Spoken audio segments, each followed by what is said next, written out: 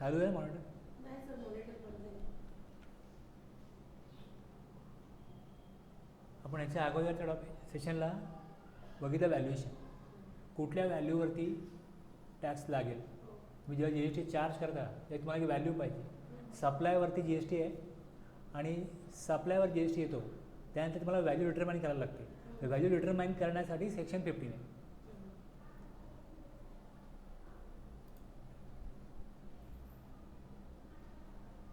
Supply असेल तर जी S T येतो. त्यामुळे सप्लाय आहे की नाही हे बघण्याकरता तुम्हाला सेक्शन 7मध्ये दिलं आहे की सप्लाय कशाला म्हणतात. तर आपल्याला सेक्शन 7 बघायचं आहे.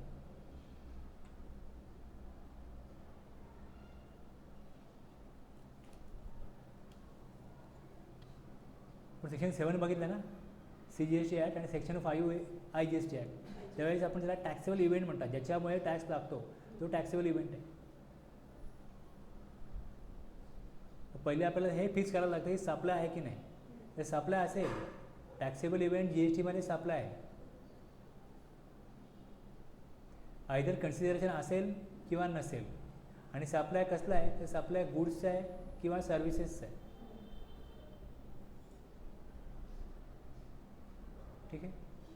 अगोदर जे आपण जो लॉ होता त्यामध्ये मॅन्युफॅक्चरिंग केलं तर एक्साईज ड्युटी लागत होती.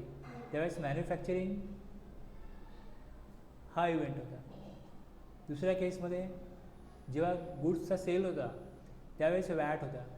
सर्व्हिस आहे, सर्व्हिससाठी सर्व्हिस टॅक्स होता.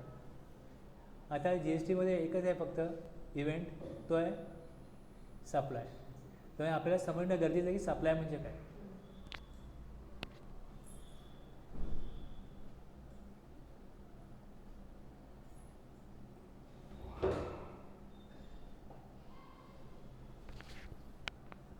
हॅलो,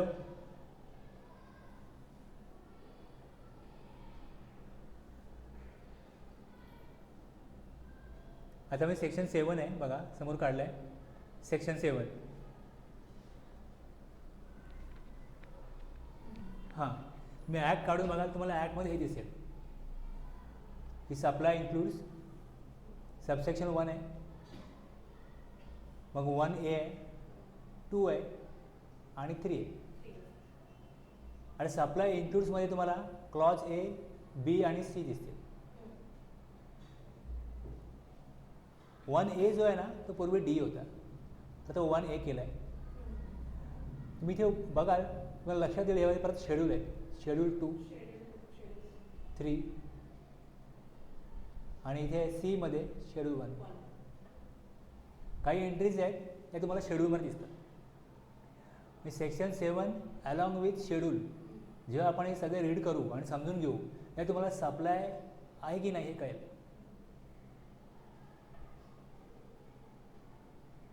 हे सप्लायच नसेल तर जी एस टी येणार नाही.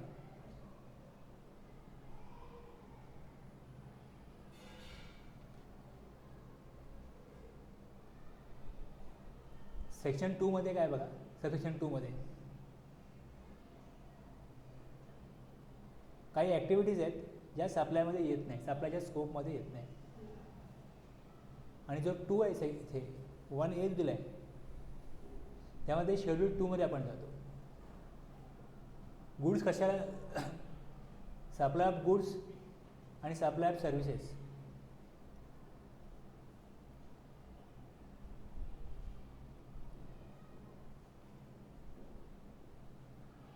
कशाला सप्लाय ऑफ गुड्स म्हणायचं आणि कशाला सप्लाय ऑफ सर्व्हिसेस म्हणायचं हे आपण बघणार आहोत. आणि इकडे काय दिलं आहे बघा सबसेक्शन 3 मध्ये की सब्जेक्ट टू सबसेक्शन 1, 1A और and 2 the government may on the recommendations of the council specify by notification, government notify करेल transaction that are to be treated as. तुम्ही कशाला सप्लाय ऑफ गुड्स म्हणा, not as supply of services. कशाला services म्हणू नका, तुम्ही कशाला supply of services म्हणा आणि कशाला तुम्ही सप्लाय ऑफ गुड्स म्हणू नका हे गव्हर्नमेंट नोटिफाय करून सांगू शकेल. हा सबसेक्शन 3 आहे. आणि याच्यामध्ये कसं आहे, सप्लाय इन्क्लूड्स दिलं आहे. सप्लाय इन्क्लूड्स काय असेल ही लिस्ट इकडे. मग सप्लाय कसला असतो, गुड्स किंवा सर्व्हिसेस. मग ते डिटरमाइन कसं करायचं ते बघायला लागेल आपल्याला की गुड्सचा सप्लाय का सर्व्हिसचा सप्लाय. आणि जर गव्हर्नमेंटने सांगितलं नोटिफाय करून की हा सप्लाय जो आहे तो सप्लाय आहे पण तो गुड्सचा आहे, आपल्याला दिसतं आहे की ही सर्व्हिस आहे, पण जर गव्हर्नमेंटने सांगितलं की गुड्स आहे तर गुड्सचा आहे. सप्लाय गुड्सचा पण आहे सर्व्हिसचा पण आहे. गव्हर्नमेंट सांगितलं की सप्लाय गुड्स आणि सर्व्हिस दोन्हीच आहे, पण हा आम्ही सप्लाय ऑफ सर्व्हिसेस म्हणू, सप्लाय ऑफ सर्व्हिसेस आहे. तर इथे आपण आपले निष्कर्ष न काढता आपल्याला काय बघायचं आहे, काय सांगितलं गेलं लॉमध्ये समजून ते घ्यायचं आहे. त्यामुळे आपले जे काही असे निकष आपण काढलेले असतील किंवा आपण जे निष्कर्ष काढलेले असतील ते बाजूला ठेवून आपल्याला ह्या गोष्टी लक्षात घ्यायच्या. जर आपण निष्कर्ष काढला आहे अगोदर आणि आपण त्याच अँगलने ऐकत असू तर म्हणजे सांगितलं गेलं ते आपल्याला कन्व्हिन्स नाही होणार, आपल्याला ते पटणार नाही.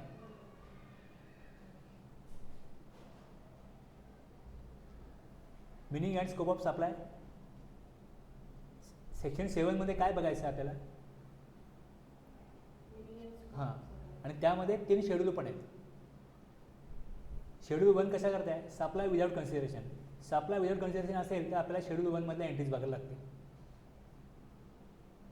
सप्लाय 3 मध्ये शेड्यूल 3 मध्ये काय स्पेसिफिक एक्सक्लुजन, काही गोष्टी एक्सक्लूड केल्यात, काही ट्रान्झॅक्शन आहेत ती एक्सक्लूड केली. ती एक्सक्लूड केलेली ट्रान्झॅक्शनची यादी जी आहे, लिस्ट जी आहे ती तुम्हाला शेड्यूल 3 मध्ये मिळेल. सप्लाय ऑफ गुड्सचा आहे का सप्लाय ऑफ सर्व्हिसेसचा आहे हे तुम्हाला शेड्यूल 2 मध्ये कळेल. तर इथे आपल्याला कळलं की आपला ऑब्जेक्टिव्ह काय, काय शिकायचं आपल्याला, काय समजून घ्यायचं ते आहे. आता आपण जे इथे रीड करतोय 1 मध्ये ए आहे. 1 मधला ए पॉईंट जो आहे, ए क्लॉज जो आहे तो मी इथे घेतला. सप्लाय इन्क्लूड्स, बाकी सगळं बाजूला ठेवलं, फक्त ते एवढंच फोकस करायचं आहे आपल्याला. All forms of supply of goods or services or both such as. जे सच ॲज म्हटलं जाईल त्यावेळेस त्यांनी एक्झाम्पलला तुम्हाला दिलं आहे sale, transfer, barter, exchange, licence, rental, lease, disposal हे तुम्हाला दिलं आहे. याच्या व्यतिरिक्त आणखीनही सिमिलर काही आणखीन त्यामध्ये गोष्टी असू शकतात. ह्या प्रकारच्या गोष्टी त्यामध्ये असणार आहेत. Sale, transfer, barter, exchange, licence, rental, lease, disposal. आता ऑल फॉर्म्स आहेत, गुड्स आहे, सर्व्हिसेस आहे किंवा दोन्ही आहे. Such as sale, transfer. आता आपल्याला याचं मिनिंग समजून घ्यायला लागेल. या सगळ्याचं एक्झॅक्टली मिनिंग काय. Made or agreed to be made. Agreed म्हणजे ॲग्रीमेंट केलं फॉर कन्सिडरेशन, ज्यामध्ये कन्सिडरेशन असणार आहे by person in the course or furtherance of business. आता ह्या प्रत्येक शब्द आहे ना, त्या शब्दाचा आपल्याला जर अर्थ किंवा मिनिंग लॉमध्ये दिलं आहे तर आपण ते घेतो, आणि जर नसेल दिलं तर आपण डिक्शनरी मिनिंग घेतो. ऑल फॉर्म्स म्हटलं तर आपल्याला माहिती आहे की सगळ्या प्रकारचे सप्लाय ऑफ गुड्स, सगळ्या प्रकारचे सप्लाय. आता सप्लायचं आपलं मिनिंग तेच बघायचं आहे. सप्लाय इन्क्लूड काय तेच बघतोय आपण.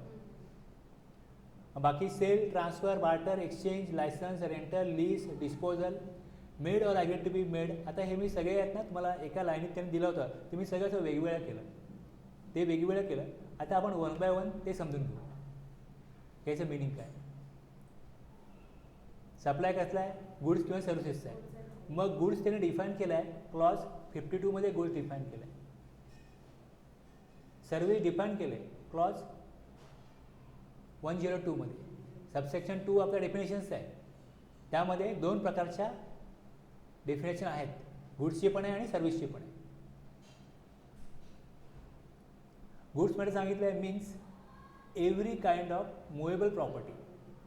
इथे मुवेबल प्रॉपर्टी आहे, इमूवेबल नाही. बिल्डिंग असेल तर इमूवेबल असते. इथे म्हटलं every kind of movable property. includes actionable claim, growing crops, grass and things attached to the forming part of the land which are agreed to be served before supply or under a contract of supply. Growing crops म्हणजे काय, शेत लावतात ना त्यातनं जे रोपं असतात, हां, किंवा गवत किंवा अशा प्रकारचं कुठलंही हे जमिनीतनं उगवतं.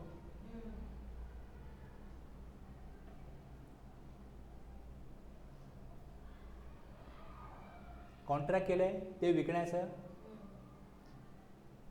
हे सगळं इन्क्लूड होईल गुड्समध्येच. आणि याच्यामध्ये एक्सक्लूड काय होईल, मनी आणि सिक्युरिटीज हे गुड्समध्ये येत नाही. मनी आणि सिक्युरिटी हे एक्सक्लूड्स केले गुड्सच्या डिफिनेशनमधनं जी एस टीमध्ये.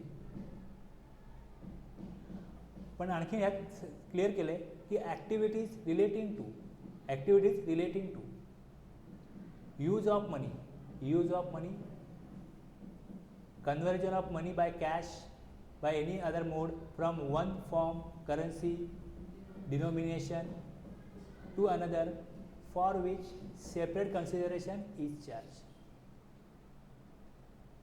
गुड्सच्या डेफिनेशनमध्ये मनी येणार नाही, पण ज्या इतर ट्रान्झॅक्शन्स आहेत जसे मी मनी बँकेतनं विड्रॉ करता, ATMमधनं विड्रॉ करता,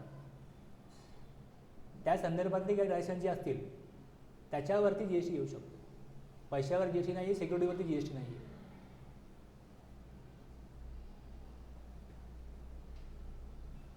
आणि सर्व्हिसेसमध्ये सरळ दिलं आहे means anything other than goods.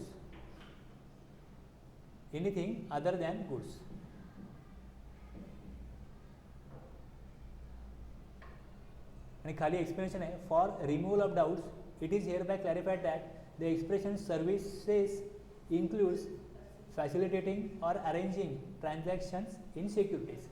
म्हणजे ब्रोकरेज वगैरे असेल, कमिशन असेल, त्या संदर्भातलं ते सर्व्हिसेसमध्ये येईल.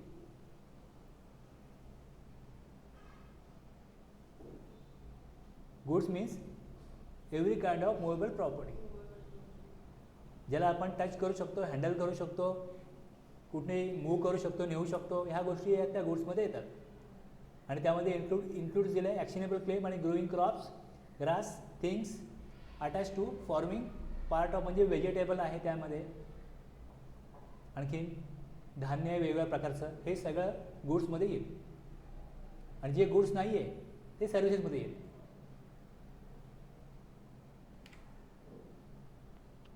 एक ते तुमचा सप्लाय जो आहे तो होली गुड्सचा असू शकतो, एक, दुसरा होली सप्लाय ऑफ सर्व्हिस असू शकतो, आणि तिसरा दोन्ही असू शकतो. मग जिकडे दोन्ही असेल तिकडे ते बोथ पण म्हणतात. आता आपण जे रीड केलं त्यातनं काय येईल, सप्लाय गुड्स विचार केला आपण, तर गुड्स आणि सर्व्हिसेस आणि anything which is neither goods nor services. आता मनी आणि सिक्युरिटीज हे गुड्सही नाही आहेत आणि सर्व्हिसही नाही आहे. जर ते गुड्सही नाही आहे आणि सर्व्हिसही नाही आहे तर ते सप्लायमध्येच येणार नाही.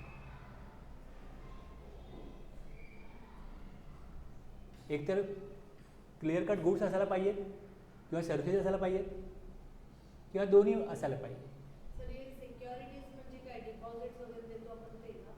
शेअर्स, डिबेंचर्स हे सिक्युरिटीमध्ये येतात. मग इकडे दिले बघा शेअर्स, शेअर्स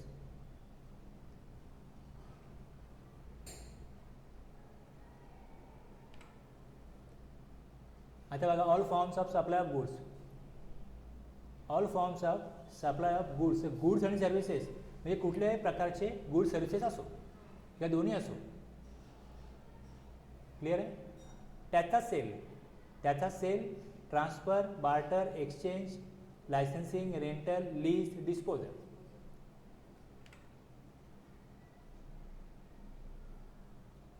आता सेल करतो म्हणजे काय केलं जातं आपण, माझ्याकडे काही गुड्स आहेत, त्याचे हक्क माझ्याकडे आहेत, त्याची मालकी हक्क माझ्याकडे आहे, ते वापरणं, यूज करणं हे सगळं मी करतो.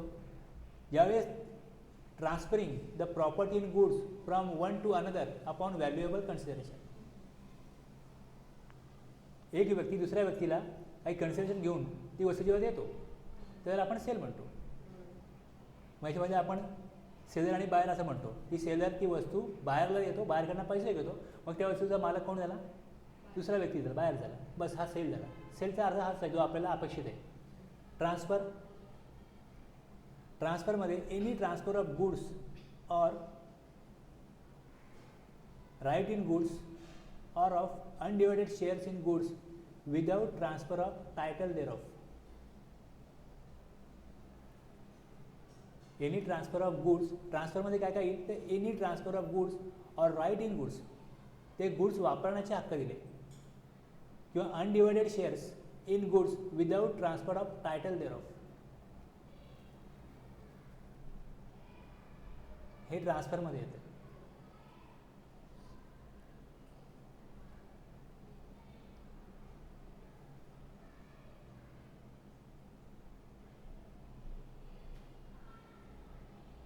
गुड्स संपूर्ण देणं आणि गुड्स वापरण्याचा हक्क देणं. गुड्स वापरण्याचा हक्क दिला त्याच्यात अगेन्स्ट काही कन्सिडरेशन घेणार, हे ट्रान्सफरमध्ये आहे. काही जॉईंट प्रॉपर्टी असते, ती जॉईंट प्रॉपर्टी अशी डिवाईड करता येत नाही. Undivided shares in goods without transfer of title thereof, title त्याच्या नावावर राहील, तो शेअर आहे, तो शेअर दुसऱ्याला दिला,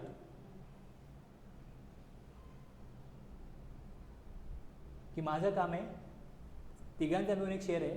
सपोज एक प्रॉपर्टी आहे तिथे आंब्याची झाडं लावली, आंब्याची एक कलमं लावली आणि ती 3 जणं बघतात. ते एक व्यक्ती बोलतो की तर मी काय बघू शकत नाही, तर मी दुसऱ्या व्यक्तीलाही बघायला देतो, माझं काम तो करेल, माझा शेअर पण तुम्ही त्यालाच द्या आणि मी त्याला माझ्या जागी तिथे ठेवतो. तर त्याने काय केला, त्याचा जो राईट आहे तो त्याने राईट ऑफ गुड्स किंवा त्याचा जो शेअर आहे त्या प्रॉपर्टीवरचा तो त्यांनी दुसऱ्याला ट्रान्सफर केला. हे सगळं ट्रान्सफरमध्ये येतं. Barter, exchange one commodity of another without use of money. Barter,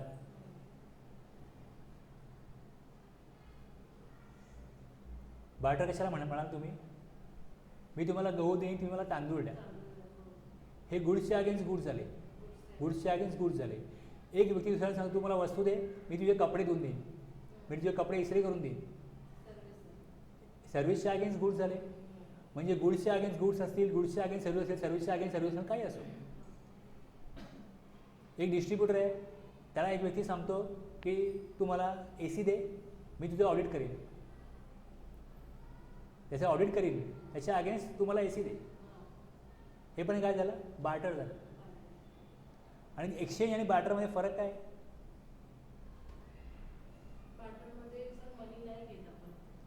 आणि एक्सचेंजमध्ये तुम्हाला एक वस्तू घ्यायची आहे, त्याच्या अगेन्स्ट तुम्ही एक वस्तू देता. मला नवीन रेफ्रिजरेटर घ्यायचा आहे, जुना रेफ्रिजरेटर दिला जातो, 10% डिस्काउंट मिळतो, 90% अमाऊंट पे करायला लागते, ते झालं एक्सचेंज. एक्सचेंज ऑफरमध्ये असं होतं की जुनी कार द्या, नवीन कार घ्या, ते तुम्हाला जुन्या कारचे 10-20% कमी करतील, बाकीची अमाऊंट तुम्हाला पे करायला लागेल, हे एक्सचेंज आहे. आणि बार्टरमध्ये असं होत नाही, तुम्ही काही द्या, गुड सर्व्हिसेस द्या, तुम्हाला त्याच्या अगेन्स्ट गुड सर्व्हिसेस मिळतात, कन्सिडरेशन तुम्ही काहीच देत नाही, ते बार्टर झालं. लायसन्स आहे,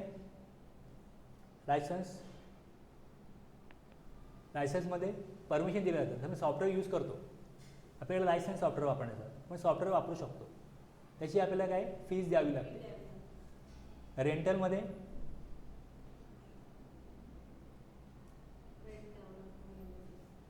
आता रेंट आणि लीज ह्यात पण थोडा फरक आहे. रेंट आणि लीज, तुम्ही रेंटवरती घर घेता आणि तुम्ही लीजवरती घर घेता, ह्यात मालकी हक्क ट्रान्सफर होत नाही. पण लीजवर ज्यावेळेस एखादी प्रॉपर्टी घेतली जाते त्यावेळेस ओनरला जे राईट असतात ते सगळे राईट्स लीज होल्डरला असतात. तो फक्त ती प्रॉपर्टी विकू शकत नाही, बाकी सगळं करू शकतो. सोसायटीची मीटिंग घ्यायची अटेंड करू शकतो, जी काही त्याला परमिशन घ्यायचे असतील, तिथे त्या जागेमध्ये काय बिझनेस करायचं आहे, काय करायचं आहे, ते सगळं तो करू शकतो, लीज ॲग्रीमेंट असेल तर. म्हणजे तो ओनरप्रमाणे बिहेव करतो, फक्त तो सेल नाही करू शकतो प्रॉपर्टी. अशा प्रकारचे लीजमध्ये राईट असतात. डिस्पोजल,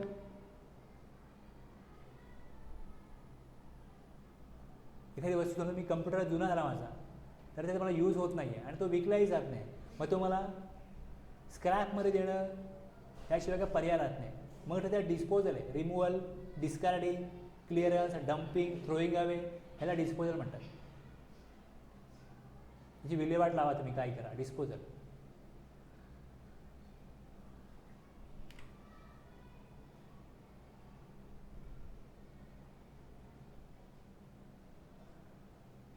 आता इथे काय केलं मी सप्लाय ऑफ गुड्स म्हटलं आहे by following ways liable to GST. आता सेल जेव्हा म्हणतो आपण तेव्हा नॉर्मली सेल हा गुड्सचा होतो. सर्व्हिस दिली सर्व्हिसला पण तुम्ही इनवॉइस बनवत असाल तुम्ही त्यालाही म्हणाल की सेल ते म्हणू शकता. पण normally furniture house sold furniture to mister Ganesh this will be treated as supply of goods because on sale the title of the furniture is transferred to mister Ganesh. Transfer बघितलं आपण transfer between branches between factory आणि warehouse factory premises to depot transfer between branches between factory warehouse. We shall buy the dump truck for rupees 1,25,000 under a hire purchase agreement with a bank. The ownership of the truck is carried by the bank until the company makes full payment of the hire purchase loan amount. This hire purchase transaction is supply of goods and subject to GST. हे ट्रान्सफरच्या स्कोपमध्ये येईल. Actually sale झालेलं नाही आहे पण transfer तर झालं आहे. तर ट्रान्सफर झालं आहे तर मग त्याच्या नावावरती कधी बनवू. Barter A trades his motorcycle with Mr B second hand car without cash exchange between parties. Motorcycle दिली आणि सेकंड हँड कार घेतली.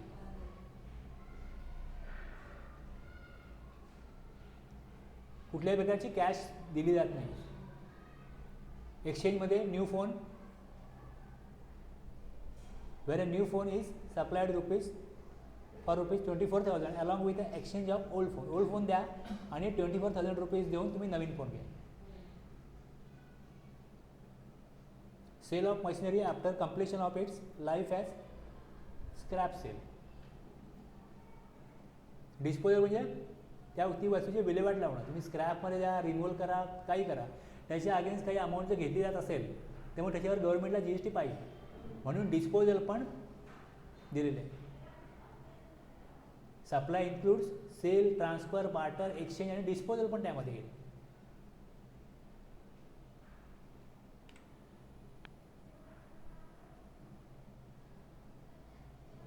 आता हेच आपण बघितलं सर्व्हिसच्या कॉन्टॅक्ट्समध्ये. तर सेल आपण नॉर्मली गुड्स करता म्हणतो. For services it can be considered as provision of service. For example, Mr. X is providing GST consultation to his client. This is a provision of service by Mr. X to his client. Okay. आपण इथे बघितलं हे सगळं गुड्सच्या कॉन्टेक्स्टमध्ये. Supply of goods by following ways sale transfer barter exchange disposal. आणि तेच हा पॉईंट बघतो आपण sale transfer barter licence rental lease कशामध्ये सर्व्हिसेस.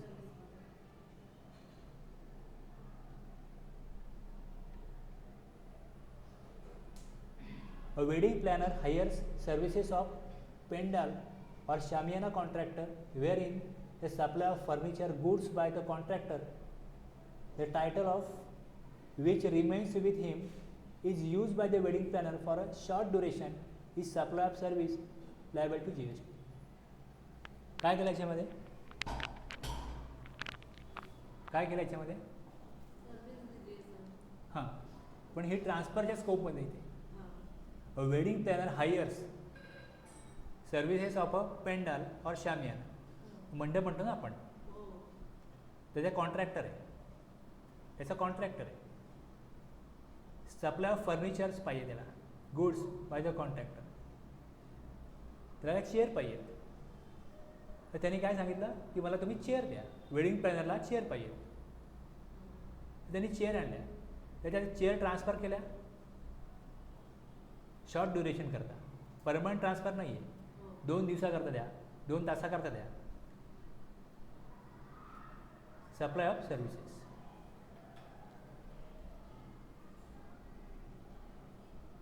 टायटल ट्रान्सफर झालं परमनंट ट्रान्सफर झालं तर तुम्ही त्याला सेल म्हणाल. पण काही तुम्हाला कालावधी करता तुम्ही ती वस्तू यूज करण्याकरता घेता तेव्हा ते ट्रान्सफरमध्ये येतं. Barter CME provides consultancy services and in return architect designing the house of CME. CMA service दिली त्यांनी आणि आर्किटेक्टचं काम करून घेतलं. आता तुम्ही सांगा मला की ही साधी गोष्ट ही कोणालाही कळेल. मग अशा प्रकारचं इकडे बार्टर त्यांनी दिलेलं आहे की बार्टर हे पण सप्लायमध्ये येतं. याचा उद्देश काय असेल? याचा उद्देश काय असेल?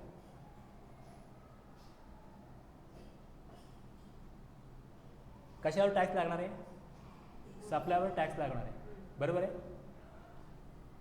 आता जर एक व्यक्ती दुसऱ्या व्यक्तीला एक सर्व्हिस देतो, त्याच्या अगेन्स्ट कुठल्याही प्रकारचं कन्सिडरेशन घेत नाही, मग गव्हर्नमेंटला टॅक्स कसा मिळणार?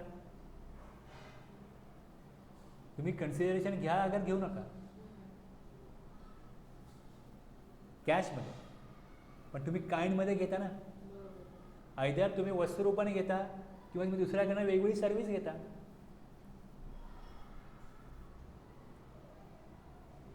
सपोज तुमचा ट्रान्सपोर्टेशनचा बिझनेस आहे. मी तुम्हाला सांगितलं की तुमचा ट्रान्सपोर्टेशनचा बिझनेस आहे ना, तर तुम्ही मला काय करा, मला गोव्याला जायचं आहे, तुमची गाडी गोव्याला रोज जाते, तर तुम्ही मला या संडेला गोव्याला पोचवा. आणि मी तुमचं काय काम करतो, तर तुम्हाला मी काही गोष्टींची कस्टमरची सर्व्हिस प्रोव्हाइड करतो. मी तुम्हाला सांगितलं की तुम्हाला मी या महिन्याची जी फीज आहे ना ती मला देऊ नका, आणि तुम्ही मला गोव्याला तुमच्या ट्रान्सपोर्टेशनमधनं पाठवा. आता ह्या केसमध्ये ज्यावेळेस अशा प्रकारचं बार्टर होत नाही, जर होत नसेल तर काय होईल, मी तुमच्याकडनं चार्जेस घेईन. सपोज तुम्ही मला एकदा एक कॉल केला आणि मला कन्सल्ट केलं, मी तुमच्याकडनं 1000 रुपये घेतो प्लस GST घेतो. आणि ज्यावेळेस तुम्ही समजा मला गोव्याला घेऊन जाल तुमच्या गाडीतनं, तुम्ही सपोज तुमचं जे फेअर आहे ते समजा 800, 900, 1000 वॉटेवर आहे, तुम्ही माझ्याकडनं घ्याल ना, आणि त्याच्यावर जो GST आहे तो पण तुम्ही माझ्याकडनं कलेक्ट कराल ना, गव्हर्नमेंटला GST मिळेल ना. पण ज्यावेळेस गव्हर्नमेंटने सांगितलं की तुम्ही बार्टर जरी करत असाल तरी आम्हाला GST दिला पाहिजे. म्हणजे कन्सल्टेशन ज्यावेळेस केलं जाईल तेव्हा त्याला आपला इनवॉइस बनवला पाहिजे, GST कलेक्ट केला पाहिजे, आणि त्याच्या अगेन्स्ट कंडिशन काय आहे, तो ट्रान्सपोर्ट सर्व्हिस घेतोय त्याचा इनवॉइस त्यांनी बनवला पाहिजे. ते एकमेकांना कॅश देत नाही आहेत, एकमेकांना पेमेंट करत नाही आहेत, पण ते एकमेकांकडनं कन्सिडरेशन मात्र घेत आहेत. पण कन्सिडरेशन हे कसं आहे, कॅशमध्ये नाही आहे, ते वेगळ्या प्रकारे. मग त्यांनी त्यांचा व्यवहार कशा प्रकारे सेटअप करायचा त्यांनी त्यांचा करावा, पण आम्हाला आमचा GST द्यावा. त्यामुळे बार्टर असेल तर GST नाही आहे असं कोणी समजू नये. गव्हर्नमेंटला GST हवा आहे म्हणून त्यांनी त्यामध्ये बार्टर इन्क्लूड केलेले आहे. आपण फक्त तिकडे जे शब्द दिले आहेत ते शब्द समजून घेत नाही आहोत, त्या शब्दामागचा आपल्याला अर्थ कळला पाहिजे की हे बार्टर दिलं आहे त्यांनी की सप्लाय इन्क्लूड्स बार्टर. त्यामुळे तुम्ही एकमेकांना अशा प्रकारे सर्व्हिसेस दिल्या किंवा सर्व्हिसेसच्या अगेन्स्ट गुड्स दिले किंवा गुड्सच्या अगेन्स्ट गुड्स दिले तरी पण GST तुम्हाला द्यायचं आहे. त्याचा इन्व्हॉइसिंग जर का तुम्ही सप्लाय केला आहे तर सप्लाय केला आहे तुम्ही त्याचा इन्व्हॉइस बनवा, आणि त्यामध्ये जी काय तुमची कन्सिडरेशन बनत असेल ती बनवा, त्याच्या अगेन्स्ट तुम्ही GST द्या.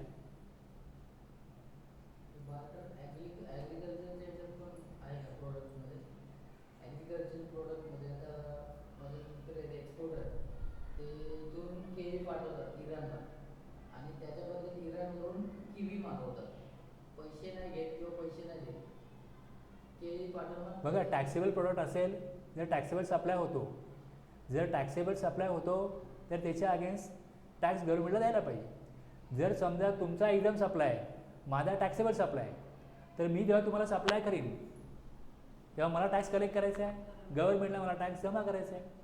तुमचा एकदम सप्लाय आहे, तुम्ही एकदम सप्लाय करतात, तुम्हाला टॅक्स कलेक्टच करायचं नाही, तुम्हाला टॅक्स जमाच करायचा नाही.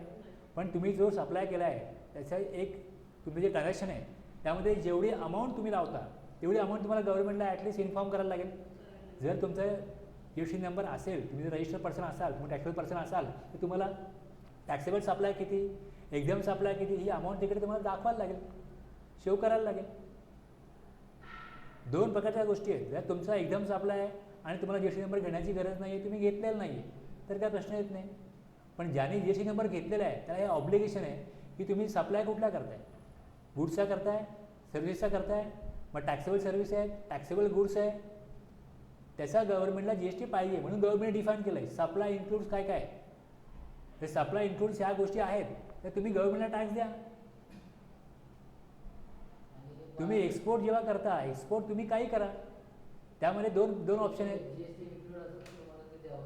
नाही, एक्सपोर्टमध्ये मी अगोदर सांगितलं आहे की जर तुमच्याकडे लेटर ऑफ अंडरटेकिंग असेल तर तुम्हाला without payment of tax export करता येतो. एक्सपोर्टवरती टॅक्स लागत नाही, गव्हर्नमेंट एक्सपोर्टवरती टॅक्स घेत नाही. तुम्ही जर समजा विदिन इंडिया काही प्रॉडक्ट्स टॅक्सेबल प्रॉडक्ट सेल करता, सप्लाय करता, त्याची कॉस्ट त्याचा GST रेट जर 18% आहे तर तुम्हाला 18% हा गव्हर्नमेंटला जमा करावाच लागेल. त्याच्या अगेन्स्ट तुम्ही सेट ऑफ घ्याल, तो असेल तो घ्याल, ठीक आहे, पण तुम्हाला टॅक्स जमा करणं तुमची रिस्पॉन्सिबिलिटी आहे. पण तोच सप्लाय तुम्ही देशाबाहेर करता किंवा स्टेजमध्ये करता तर तुम्हाला 2 ऑप्शन असतात, विदाउट पेमेंट ऑफ GST आणि विथ पेमेंट ऑफ GST. आणि जर तुम्ही GST पे करून जर का जमा केला असेल, जो सप्लाय केला असेल तर तुम्हाला GSTचा रिफंड मिळतो. तुम्ही एक्सपोर्ट केलं आहे, तुमच्याकडे लेटर ऑफ अंडरटेकिंग नसेल तर तुम्ही एक्सपोर्ट करा, GST भरा आणि मग रिफंड करता, ॲप्लिकेशन द्या, मग रिफंड मिळतो. त्यामुळे तुम्ही जे केस सांगताय त्या केसमध्ये जर का जे प्रॉडक्ट एक्सपोर्ट केलं जाते ते जर टॅक्सेबल आहे तर GST द्यावाच लागेल. जर टॅक्सेबल नाही आहे, एक्झाम्प्टच आहे, तर मग काय प्रश्नच नाही. नाही, बार्टरचा कॉन्टेक्स्ट काय सांगितलं आहे फक्त की जर टॅक्सेबल प्रॉडक्ट आहे तर तुम्ही समोरकडनं तुम्ही कन्सिडरेशन घेताय, पण ते कॅशमध्ये घेत नाही ना. तुम्ही ते कसं घेताय तर हां, किंवा रिटर्नमध्ये तुम्ही वेगळे गुड्स किंवा सर्व्हिसेस घेताय. पण म्हणून तुम्ही गव्हर्नमेंटचा टॅक्स चुकू शकत नाही, कारण की सप्लाय इन्क्लूड्स बार्टर ऑल्सो.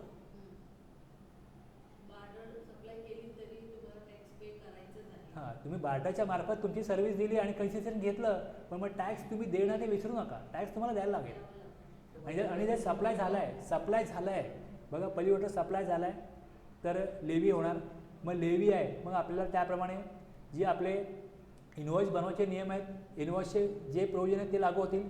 मग इनवॉइसच्या प्रमाणे आपण बघितलं टाईम ऑफ सप्लाय, सप्लाय कधी झाला त्याप्रमाणे मग GSTची लेवी होते.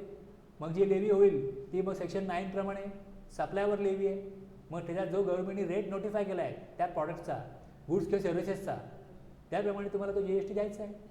जे एक्झाम प्रोडक्ट आहे तर GST नाही जमा होणार आहे, जर टॅक्सेबल आहे ते जमा होईल. जे एक्सपोर्ट आहे तर without payment of GST, with payment of GST. हां, तर त्याप्रमाणे सगळं तुम्हाला बघायला लागेल. बार्टर तुम्ही राज्यामध्ये करा, राज्याबाहेर करा, स्टेजमध्ये करा, देशाबाहेर करा, कुठेही करा, सगळ्याकरता बार्टरचं मिनिंग दिलं त्यांनी की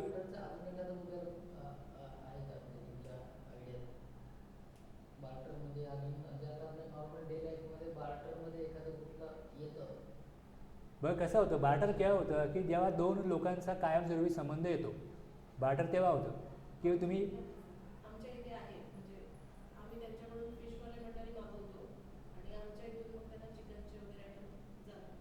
ते आम्ही पेमेंट नाही करत, फक्त एक लिमिट ठेवली आहे की एवढं झालं की मग किंवा माल परचेस करा किंवा मग त्यांनी पेमेंटचं तर आम्ही केलेलं नाही. आम्ही पण तुम्ही इनवॉइस बनवता ना, इनवॉइस बनवतो. तुम्ही इनवॉइस बनवला पाहिजे. बार्टरच्या अगेन्स्ट टॅक्स द्यायचा आहे, इनवॉइस बनवला पाहिजे. तुमच्याकडे बघा 3च केस असू शकतात. तुम्ही गुड्सच्या अगेन्स्ट गुड्स घ्याल, सर्व्हिसच्या अगेन्स्ट सर्व्हिस घ्याल, किंवा गुड्सच्या अगेन्स्ट सर्व्हिसच्या अगेन्स्ट गुड्स घ्याल. वेगळं काय होणार नाही ना. मग तुम्ही ते राज्यामध्ये करा, राज्याबाहेर करा, देशाबाहेर करा.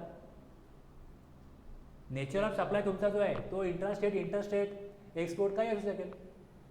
एक्झाम्पलमध्ये आणखीन काय येईल, आता शेकडो लोक आहेत, हजारो करोडो लोक आहेत, त्यांच्यामध्ये कुठले व्यवहार असतील, 1000 प्रकारचे प्रोडक्ट आहेत, सर्व्हिसेस 100-200 सर्व्हिसेस आहेत.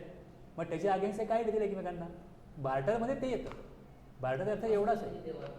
हां, त्याच्यामध्ये कॅश वगैरे त्याचं काही संबंध नाही, कॅश म्हणजे कन्सिडरेशन. तुम्ही कन्सिडरेशन जर कॅशमध्ये घेता ते बघा, तुम्ही त्यांना एक वस्तू देताय आणि त्याच्याकडे तुम्ही वेगळी वस्तू घेताय, तुम्ही त्याच्या अगेन्स्ट पेमेंट घेत नाही आहे कॅशमध्ये. मग तुम्ही तुमची किंमत तर वसूल करताय ना. मग तुम्ही किंमत वसूल करताय म्हणजे कन्सिडरेशन आहे ना त्यामागे. म्हणजे कन्सिडरेशन असेल तर GST पाहिजे.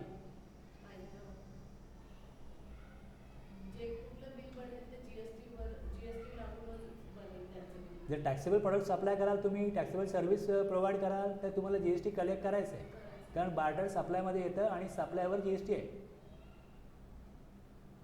ओके, पुढे licence required for use of software, for example use of Tally software, ते लायसन्स मिळतं. Rental, furniture house supplied furniture to Mr. Rakesh on the rental basis for period of 3 months. This amount supply of service because furniture is transferred from Mr. Rakesh usage and the title of the furniture is steel with furniture house. Title transfer झालं तर मग ते सेलच्या स्कोपमध्ये येतं.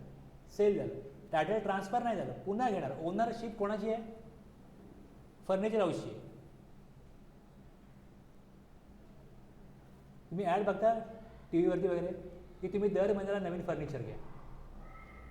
Rent तुम्ही जेव्हा furniture purchase कराल, समजा एक तुम्ही बेड परचेस केला, त्याची कॉस्ट जर का 20,000 आहे,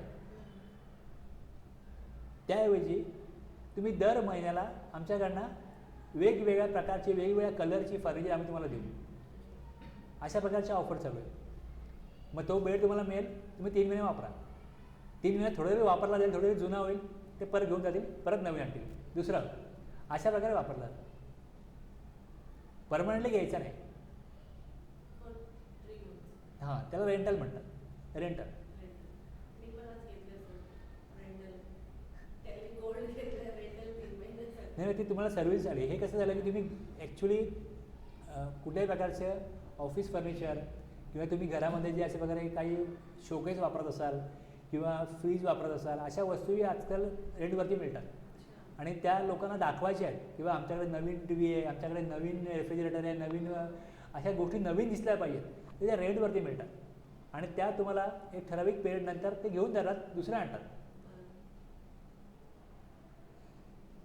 तुमच्या वस्तूची व्हॅल्यू तुमच्या एखादी वस्तू तुम्ही नवीन जेव्हा घेता, तुम्हाला 3 वर्ष चांगला आउटपुट देते. 3 वर्षानंतर त्याला मग हळूहळू ते जसं वापर होतो खराब व्हायला लागते. त्यामुळे ज्यांच्याकडे पैसा त्यांना असं वाटतं की नाही आपण चांगलीच वस्तू वापरायच्या, आपल्याला अशा खराब वस्तू नको आहेत, किंवा मग आपण त्याला साफ करायला वेळ नाही आपल्याकडे, मग ते येतील, ते पंखा तुमचा काढून देतील, दुसरा लावतील, कायम तुम्हाला वस्तू नवीन दिसतील. तुम्हाला पुसायची काय करायची गरज नाही काय. त्यामुळे अशा पण काही सर्व्हिसेस आहेत. मी असे ॲड पण टी व्हीला येतात. Lease. Mister Suresh let out land on lease or furniture house. The letting out land on lease is considered as supply of services. Mr. Suresh let out a building to furniture house. Furniture house use the building for display and sale of furniture. This is supply of service. आता लीजवरती समजा एक जागा घ्यायची आहे त्यांना, मग त्या जागेवर त्यांना वेगवेगळे ॲग्रीमेंट, वेगवेगळे लायसन्स काढायला लागतात. समजा एखाद्याला फॅक्टरी बनवायची आहे, तर त्या फॅक्टरीला वेगवेगळे त्याला ॲग्रीमेंट लागतात. मग प्रत्येक वेळेस त्याला NOC लागते ओनरची. मग कंपनी काय म्हणते की आम्ही इथे कंपनी सेटअप केली आहे, तर आम्हाला एक ठराविक नंबर ऑफ इयर्स पाहिजे, मी लीज ॲग्रीमेंट करा. मग त्यामध्ये काही अल्टरेशन करायचं आहे, त्यांनी जे काही बांधकाम केलं आहे त्यामध्ये अल्टरेशन करायचं आहे, काय करायचं आहे, तर मग वेगवेगळ्या परमिशन्स पाहिजेत. मग वेगवेगळ्या गव्हर्नमेंटच्या खात्यामध्ये जाऊन त्यांना त्या परमिशन्स घ्याव्या लागतात. मग तुम्ही ओनर आहात का? मग ते म्हणतात ओनर नाही. मग ओनरची तुम्ही NOC आणा, हे आणा. मग लीज ॲग्रीमेंट आहे, लीज ॲग्रीमेंट आहे, त्याच्यावर त्यांची सगळी कामं होतात. त्यामुळे रेंटलमध्ये जो रेंटवरती घेतो त्याकडे राईट्स कमी असतात, लिमिटेड राईट्स असतात, मर्यादित राईट्स असतात. आणि लीजमध्ये त्याला सेल सोडून, ती जागा सेल सोडून सगळे राईट्स असतात. आणि जास्त काळाकरता जेव्हा प्रॉपर्टी कोणालाही पाहिजे असते तेव्हा तो मग लीज ॲग्रीमेंट करतो.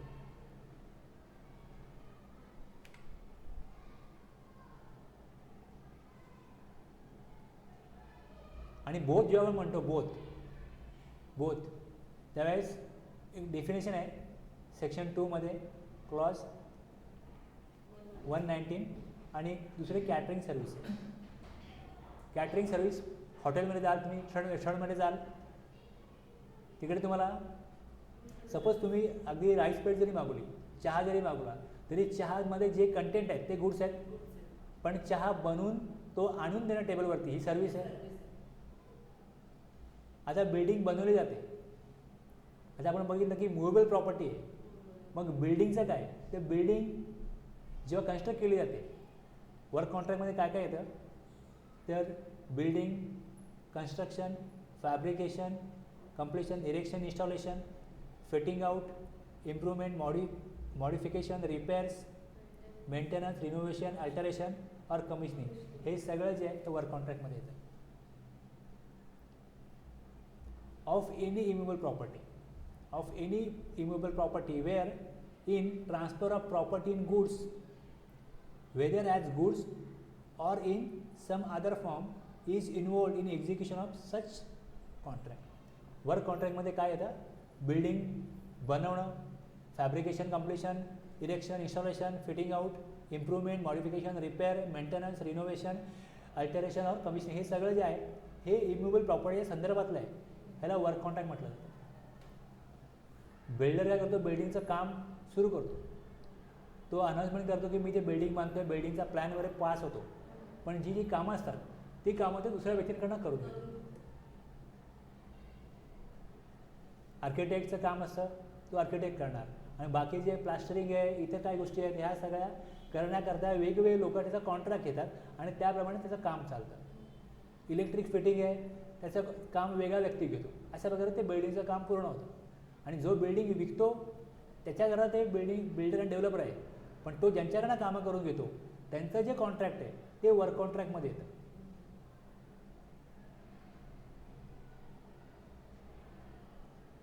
Supply by way of part of any service in any manner whatsoever, goods being food और any other articles for human consumption और एनी ड्रिंक. आता एनी ड्रिंकमध्ये लिकर, अल्कोहोलिक लिकर फॉर ह्युमन कन्झम्पशन येत नाही, याच्यामध्ये wine येत नाही. वाईन हे GST मध्येच येत नाही, हे आपण बघितलं. कुठल्याही प्रकारचं फूड, कुठल्याही प्रकारचं ड्रिंक ह्याच्यात सप्लाय होत असेल तर त्यामध्ये गुड्स आणि सर्व्हिसेस दोन्ही येतात. मग ते कॅटरिंग सर्व्हिस आहे, रेस्टॉरंट सर्व्हिस आहे.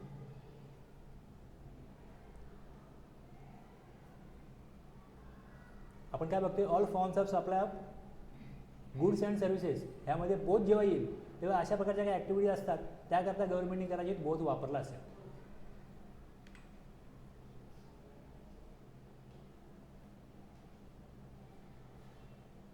All forms of supply of goods और services are both such as sale, transfer, barter, exchange, licence, rental, lease, dispose. एवढा भाग कळला का? आपण बघितलं गुड्सची डेफिनेशन आहे, सर्व्हिसची डेफिनेशन, जे गुड्स नेले सर्व्हिसेस आहे. आणि ऑल फॉर्म्समध्ये सप्लाय ऑफ गुड्स आहे तो आयदर सेल ऑफ गुड्स असेल, सेल ऑफ सर्व्हिसेस असेल, मग transfer, barter, licence, rental, lease, disposal असेल.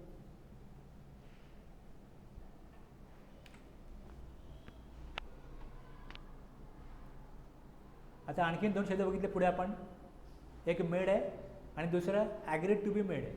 दोन शब्द आहेत, मेड आणि agreed to be made.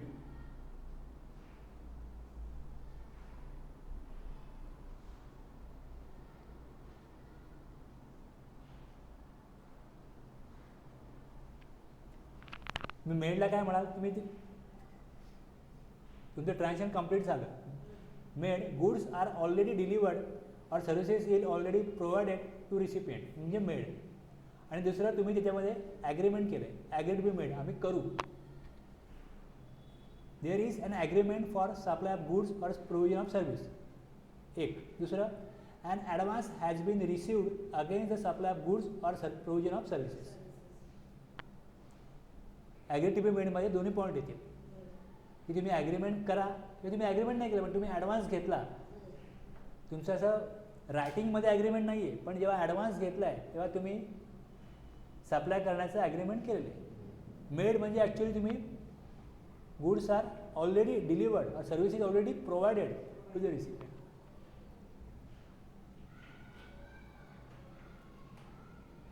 Example दिलं ना की तुम्ही नंतरही ज्यावेळेस वाचाल ना तुम्हाला आठवेल.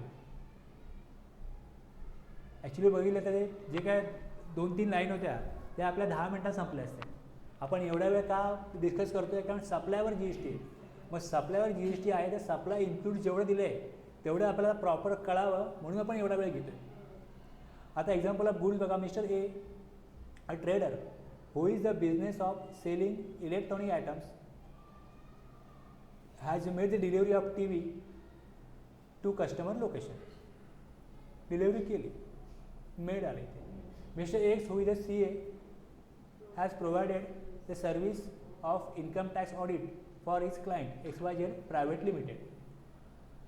Agreed to be made मध्ये Mr. M, a trader in imitation jewelry, has taken an advance from his customer Miss Y, be supplied at a later date. नंतर पुढच्या डेटला सप्लाय करणार आहे. Mister B, an architect, has entered into a contract with mister C's client to design mister C's house.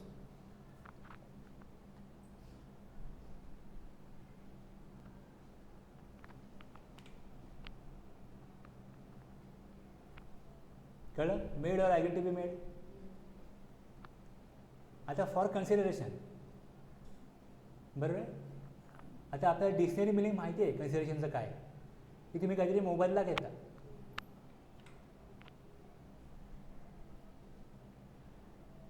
जर आपल्याकडे section 2 मध्ये 31 मध्ये दिलेलं आहे कन्सिडरेशन काय, तर आपल्याला ते बघावं लागेल. मग consideration in relation to the supply of goods or services or both includes any payment made or to be made whether in money or otherwise in respect of. आता बघा कसं आहे, तुम्ही मगाशी मला सांगितलं की तुम्ही सप्लाय करता काहीतरी वस्तू आणि जे तुमचे रेसिपियंट आहेत त्याच्या अगेन्स्ट तुम्हाला काहीतरी सप्लाय करतात. मग हे इन रिस्पेक्ट ऑफ गुड्स आहे ना. Any payment made or to be made whether in money or otherwise. अदरवाईजचा अर्थ तुम्ही त्याच्या अगेन्स्ट काहीतरी वेगळं घेता, अगेन्स्ट गुड्स किंवा सर्व्हिसेस तुम्ही घेता. इन रिस्पेक्ट ऑफ, आता यामध्ये in respect of, in response to or for the inducement of the supply of goods or services or both, whether by the recipient or any other person, but shall not include any subsidy given by the central government or a state government.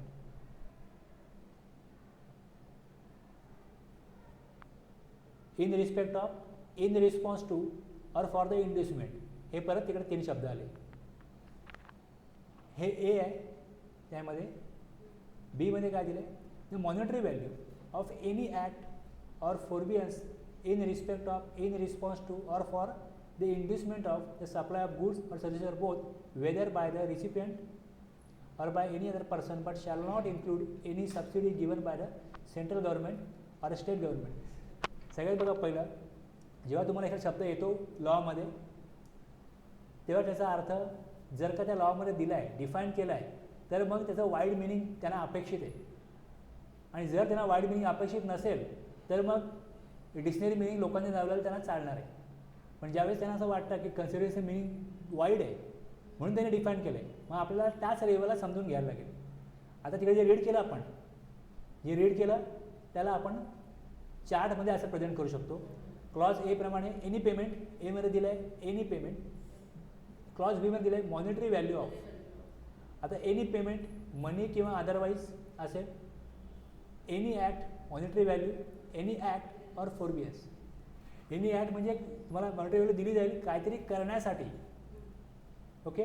In respect of, in response to, in inducement of supply of goods और services or both recipient किंवा any other पर्सनला shall not include government subsidy येणार नाही.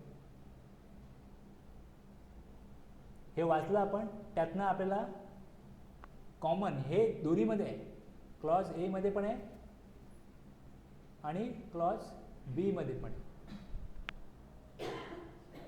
आणि हे supply of goods services किंवा बोथच्या against आहे, recipient किंवा एनी अदर पर्सनसाठी आहे.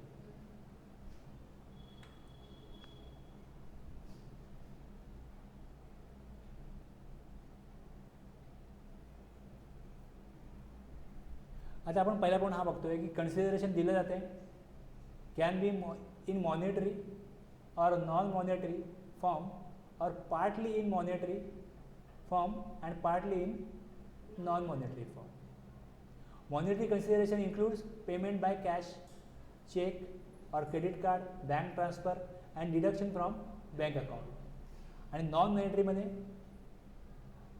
Compensation in kind such as तुम्ही गुड्स दिले, तुम्हाला त्याच्या अगेन्स्ट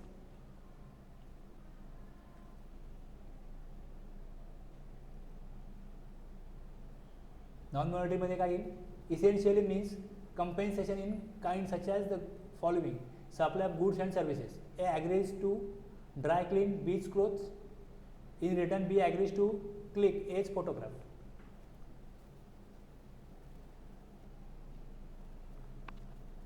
पहिल्या एक्झाम्पलला मी काय म्हणतोय, एक व्यक्ती दुसऱ्या व्यक्तीचे जर का ड्राय क्लीन करतोय क्लोथ्स आणि in return B agrees to click A's photograph.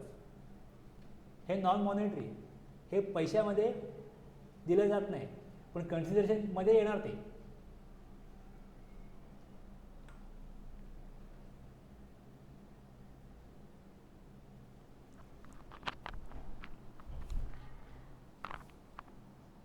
दुसरं आहे refraining or forbearance to do an act. refraining or forbearance to do an act. A agrees not to open dry clean shop in B's neighborhood. In return, B agrees not to open photography shop in A's neighborhood. एखादी गोष्ट तुम्ही करू नका म्हणून पण तुम्हाला consideration काइंडमध्ये किंवा वेगळ्या प्रकारे दिलं जाऊ शकतं. ते पण कन्सिडरेशन आहे. किंवा ह्याच्या अगेन्स्ट तुम्हाला कॅशही दिलं जाऊ शकतं की तुम्ही माझ्या शॉपसमोर शॉप ओपन करू नका, मी तुम्हाला पेमेंट करतो. Tolerating in act or situation. A agrees to design B's house. In return, B agrees not to object to construction of A's house in his neighborhood.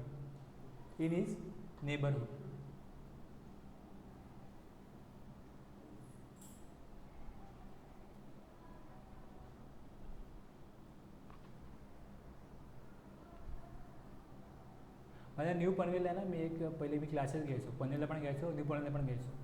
तर न्यू पनवेलला मी क्लासेसचं माझं फर्निचरचं काम चालू होतं आणि ते 10-12 दिवस काम चालणार होतं. तर फर्स्ट फ्लोअरच्या व्यक्ती आहेत ना, त्यांना त्रास व्हायचा. ते येऊन सांगायचे की खूप आवाज होतो, खूप गोंगाट होतो, आम्हाला झोपता येत नाही. माझे सासरे आहेत, ते एजड आहेत, त्यांना त्रास होतो, तुम्ही काम करू नका.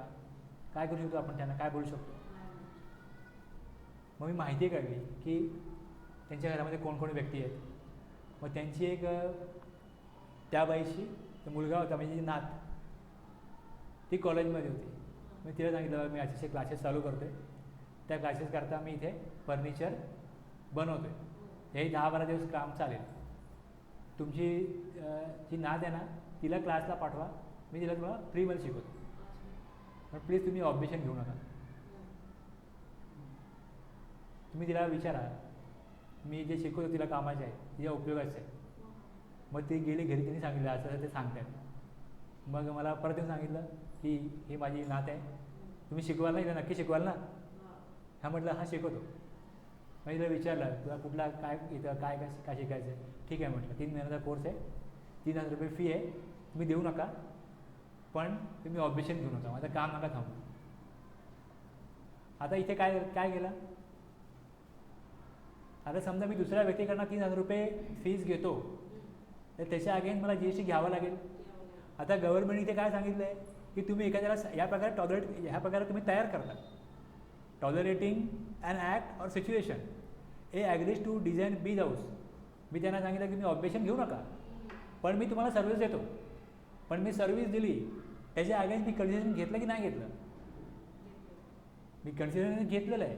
म्हणजे मला सप्लायमध्ये ज्यावेळेस हे विचारलं जाईल की made or agreed to be made, consideration आहे की नाही. ते कन्सिडरेशन आहे, ते कॅशमध्ये असलं पाहिजे नाही. म्हणून मी एवढं डिफाईन केलं आहे की कन्सिडरेशनमध्ये कुठल्या प्रकारे येईल.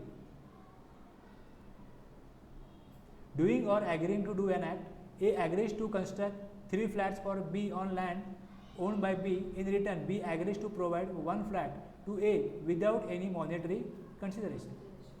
तर तो फ्लॅट तो विकेल तर त्याला समोरच्याकडनं दुसऱ्या व्यक्तीकडनं कॅश मिळणारच आहे ना. तो म्हणतो की मी तुझी डिझाईन करून देतो, 1 फ्लॅट मला दे. इथे काय होतं, कन्सिडरेशन मिळतच ना. The phrase in respect of, in response to or for the inducement of means there must be a direct link between the supply and the consideration. Inducement means to give something to a person so that he will do something else in return. म्हणजे एखाद्याला तुम्ही प्रवृत्त करता एखादी गोष्ट करण्याकरता. इंड्युसमेंटचा अर्थ असा आहे, आम्हीच दाखवलं जातं एखाद्याला, आम्हीच दाखवलं जातं. आता आमच्या इथे बिल्डिंग रिडेव्हलपमेंटला जायचं काम चालू आहे. तर बिल्डरकडे तो व्यक्ती जातो, बिल्डरला सांगतो की तुम्ही सगळ्यांना कन्व्हिन्स करा, मी तुम्हाला 100 स्क्वेअर फूट एक्स्ट्रा देईन, 200 स्क्वेअर फूट एक्स्ट्रा देईन, पण ह्या ज्या माझ्या ऑफर आहेत ना, ह्या तुम्ही सगळ्यांना कन्व्हिन्स करा. बस तुम्हाला आम्ही एकच लिप देऊ, मग तुम्ही लोकांना कन्व्हिन्स करा. एक लिप पुरेशी आहे ना, आपल्याला बाकीचं काम चांगलं वगैरे मिळतं आहे. तर हे काय झालं, त्याला आम्हीच दाखवलं गेलं ना. हे इंड्युसमेंट आहे, हे इंड्युसमेंट आहे.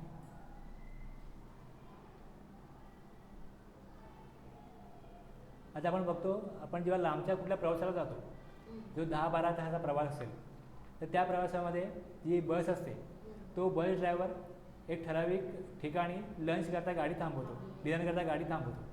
मग तिकडे ती गाडी थांबवली जाते. तिकडे ड्रायव्हर क्लिनर जे असतात त्यांच्याकडनं हॉटेलला पैसे घेतो का? म्हणजे इथे त्यांना कन्सिडरेशन आहे की नाही?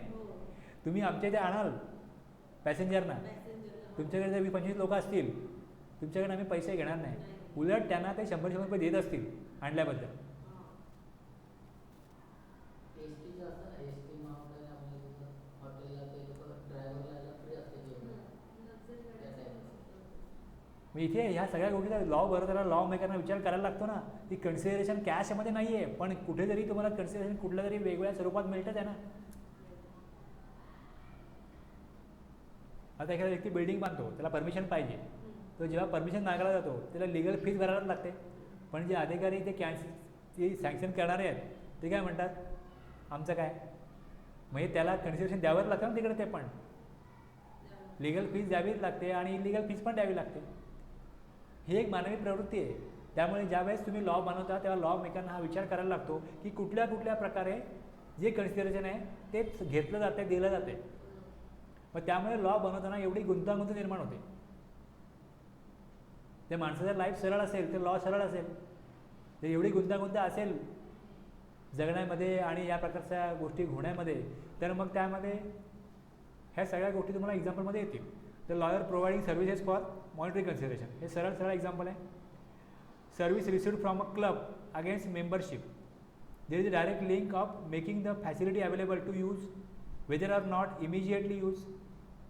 मेंबरशिप फी घ्या आणि तुम्ही कधी येऊन समजा तुम्हाला एक अशा प्रकारचा एक क्लब आहे जिकडे स्विमिंग आहे, आणखीन काय गोष्टी आहेत, तुम्ही येऊन कधी पण स्विमिंग करू शकता, जिममध्ये जाऊ शकता. तुम्ही मेंबरशिप घ्या, 5 वर्षाकरता मेंबरशिप आहे, कधी यूज करा. पण यूज करण्याकरता कन्सेशन दिलेली आहे ना, मेंबरशिप घेतलेली आहे. A restaurant here offer free meals to drivers of buses carrying passengers as an inducement to bring potential customers to its business premises. ते खाली बस घेऊन गेले तर ते लगेच त्यांना बिल देतील, तुम्ही जेवलात बिल द्या.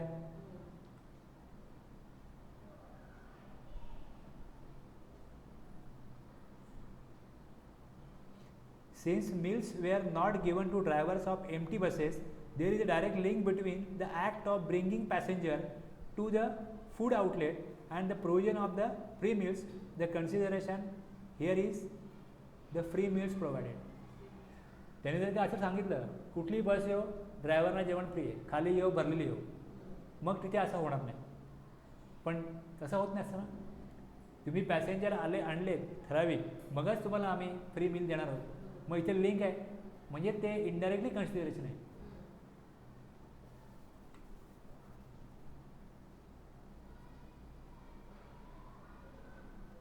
आता याच्यामध्ये डिपॉझिट जर असेल, डिपॉझिट म्हणून जर अमाऊंट घेतली असेल तर ते कन्सिडरेशन नाही आहे. डिपॉझिट एखादी एजन्सी वगैरे घ्यायची असेल तर डिपॉझिट घेतलं जातं. पण एजन्सी कॉन्ट्रॅक्ट संपलं का डिपॉझिट परत मिळतं. त्यामुळे ती अमाऊंट घेतलेली आहे पण ती डिपॉझिट म्हणून घेतली, सिक्युरिटी म्हणून घेतली, त्याच्यावर जी एस टी येत नाही. Deposit shall not be treated as consideration unless it is appreciated by the supplier towards supply of goods and or services. आता सपोज तुमच्याकडनं 5 लाख रुपये डिपॉझिटचे घेतले, नंतर काही काळ बिझनेस केल्यानंतर मग जर का तुम्हाला सांगितलं गेलं की आता हे 5 लाख रुपये डिपॉझिट जे घेतलेत ना ते तुम्ही जो सेल केला आहे, तुम्हाला आम्ही सेल केला आहे त्याच्या अगेन्स्ट ॲडजस्ट करतो. मग जर त्याच्या अगेन्स्ट ते ॲडजस्ट केले गेले तर मग ते कन्सिडरेशन आहे. म्हणून पुढे दिले की unless it is appreciated by the supplier towards supply of goods and or services. एकदा ते कन्सिडरेशन म्हणून घेतले त्यानंतर ते मला परत मिळणार नाही. पण जर ते सिक्युरिटी म्हणून घेतले, जोपर्यंत तुम्ही एजन्सीमध्ये त्यांची एजन्सी घेतलेली आहे, तुम्ही जोपर्यंत त्यांचे एजंट आहात, डिस्ट्रीब्युटर आहात, तोपर्यंत ती अमाऊंट तुम्हाला ठेवायलाच लागेल. उद्या ती अमाऊंट ते वाढवूनही मागतील तर आणखीन द्यावी लागेल. MTNL telecom service providers receives security deposit from subscriber in connection with the supply of telecom service. बघा इन्स्ट्रुमेंट वगैरे प्रोव्हाइड करतात किंवा राउटर वगैरे प्रोव्हाइड करतात ते तिचे 500 रुपये घेतात की त्या वस्तूचे 500 रुपये डिपॉझिट. तुम्ही यांची सर्व्हिस बंद केली तर तुम्हाला ते 500 रुपये परत मिळतात. तर ज्यावेळेस ते 500 रुपये घेतात त्याच्यावर GSTची आकारणी होणार नाही, त्यावर GSTचा चार्ज येणार नाही. The security deposit is refundable. The security deposit is not consideration for supply of services and hence shall not be taxable. However, if in future if it is adjusted towards value of services supplied, then this security deposit shall be treated as consideration. Me phone service माझी बंद केली आणि मी त्यांना सांगितलं की service बंद करायची, माझे 300 रुपये बिल बाकी आहे, 500 रुपयाचा डिपॉझिट आहे, ते ॲडजस्ट करा, 200 रुपये परत द्या. तर त्यावेळेस 300 रुपये माझं काय झालं, कन्सिडरेशन झालं, 200 रुपये परत दिले, ते ॲडजस्ट करून घेतले मी. Any deposit made which is intended by the parties to the offset against the purchase price once the supply has been made, such deposit, better to call them as advance, will represent consideration and thus fall within the scope of GST.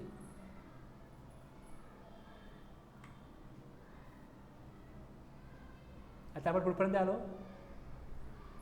आता काय बघितलं आपण, consideration bye a person. आता पर्सनमध्ये काय कोण येईल, person includes, तुम्हाला हे क्लॉज 84ला मिळेल, क्लॉज 84ला मिळेल.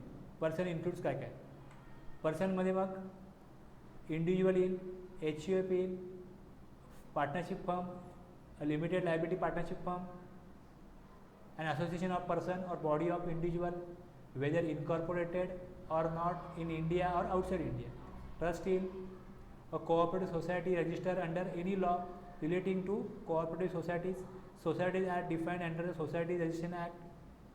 Central government, state government, every artificial judicial person not falling above any body corporate incorporated by or under the law of a country outside India, a local authority, company, any corporation established by under any central, state or provincial act or government company as defined in section 245 Companies Act. हे सगळं पर्सनमध्ये येणार. Person includes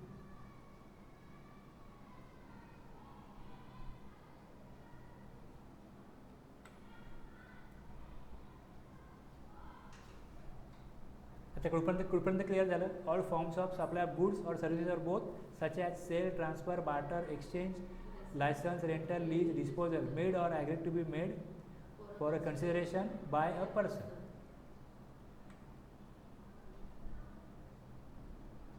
In the course, supply of goods or services must be in the course of or furtherance of business. सगळं okay आहे, पण तुम्ही business करत नाही आहे तो सप्लाय होणार नाही. कशा प्रकारे एक्झाम्पल बघा. If any supply not in the course of और in furtherance of business even though for consideration, then it shall not be treated as supply as per section 71A. आता आपण 71A मध्ये बघितलं, एखादा इंडिव्हिज्युअल आहे, तो registered person आहे, taxable person आहे, तो कार विकत घेतो, buys a car for personal use and after a year sells it to a car dealer. Will the transaction be a supply in terms of CGST, GST Act? Give reason for the answer. बघा कसं आहे, एक व्यक्ती आहे, तो GSTमध्ये register असो अगर नसो, कार डीलर जो आहे त्याला काय करायला लागेल, GST कलेक्ट करायला लागेल. तर त्याला विचारेल की तुम्हाला कार कशाकरता घ्यायची आहे, तू सांगेल मला पर्सनल यूज करता कार घ्यायची आहे, तर GSTमध्ये देणार नाही. कुठल्याही प्रकारे मला बिझनेस करता ही वस्तू नको आहे, मी टॅक्सेबल पर्सन आहे, रजिस्टर्ड पर्सन आहे, मला GST नंबर आहे, पण बिझनेस करता मला नको आहे, कुठल्याही प्रकारचा मला ITC वगैरे क्लेम करण्याचा नाही आहे, बस तू मला कार दे. विकत घेतली, प्रॉब्लेम नाही काय. जर ITC क्लेम केला, तुमचा हक्क होता ITC क्लेम करणं, तुम्ही सोडला, यात गव्हर्नमेंटचा काही लॉस नाही. आणि तुम्ही ITC क्लेम करणं हे कंपल्सरी नाही आहे. टॅक्स कलेक्ट करणं कंपल्सरी आहे. रजिस्टर्ड पर्सननी टॅक्सेबल पर्सननी टॅक्सचं कलेक्शन करणं हे कंपल्सरी आहे. तुम्ही टॅक्सेबल सप्लाय करता, इनवॉइस बनवा, टॅक्स कलेक्ट करा, गव्हर्नमेंटकडे जमा करा, वेळेत जमा करा, लेट जमा केला तर मग लेट फीज इंटरेस्ट सकट जमा करा, हे सगळे ऑब्लिगेशन्स आहेत. पण तुम्ही ITC का क्लेम केलं नाही? ITC is not compulsory. तुम्हाला जी गव्हर्नमेंट टॅक्स पेमेंट करायचं आहे, तुम्ही विथ कॅश और अगेन्स्ट ITC पे करू शकता. प्रश्न केव्हा येतो? आता जर का तो सप्लाय करतोय कारचा, कार टॅक्सेबल प्रोडक्ट आहे, पण त्याने बिझनेस करता घेतलं नव्हतं आणि तो बिझनेस करता सेल करत नाही. कार विकण्याचा बिझनेस नाही आहे. म्हणून प्रश्न विचारला आहे, an individual buys a car for personal use. त्यांनी कार विकत घेतली होती पर्सनल यूज करता, बिझनेस करता कार घेतली नव्हती. कार घेतली होती पर्सनल यूज करता. आता एखाद्या व्यक्तीच्या घरामध्ये जुना TV आहे, कुठल्याही प्रकारच्या वस्तू आहेत, त्या त्यांनी घेतलाच होता पर्सनल यूज करता. आणि जर त्यांनी उद्या विकायला गेला तर डिस्पोजल म्हणजे स्क्रॅप पण विकलं तर त्यावरती पण GST येतो. पण ते बिझनेस करता आहे का? जर बिझनेस करता नाही आहे तर मग answer is no, because supply is not made by the individual in the course or furtherance of business. त्यांनी बिझनेस करता काय सप्लाय केलेलं नाही आहे. त्यामुळे further no input as paid was admissible in on such car at the time of its acquisition as it was made for non business purpose.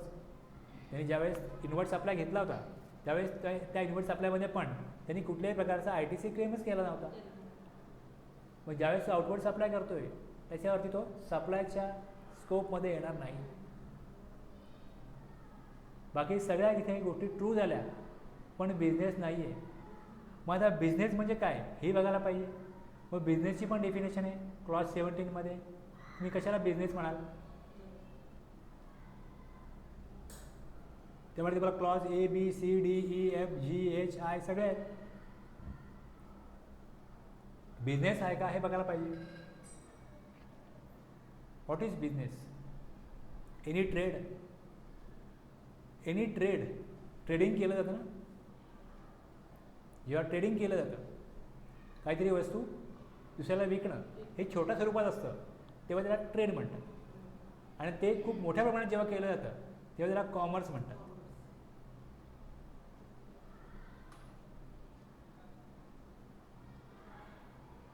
छोट्या माणसाने प्यायली तर दारू आणि मोठ्या माणसाने प्यायली तर ड्रिंक. त्यासारखं आहे. मोठी माणसं विचारतात तुम्ही ड्रिंक करता का, मोठी माणसं विचारतात दारू पिता का. तसं आहे. तुम्ही ट्रेड करता का, ट्रेडिंग आहे. आम्ही कॉमर्स, मोठा बिझनेस मोठ्या स्वरूपात आहे त्यावेळेस ते कॉमर्स आहे. मॅन्युफॅक्चरर म्हणजे काहीतरी 4-5 वस्तू प्रोसेस करून एक वेगळी वस्तू बनवली जाते तेव्हा मॅन्युफॅक्चरिंग होतं.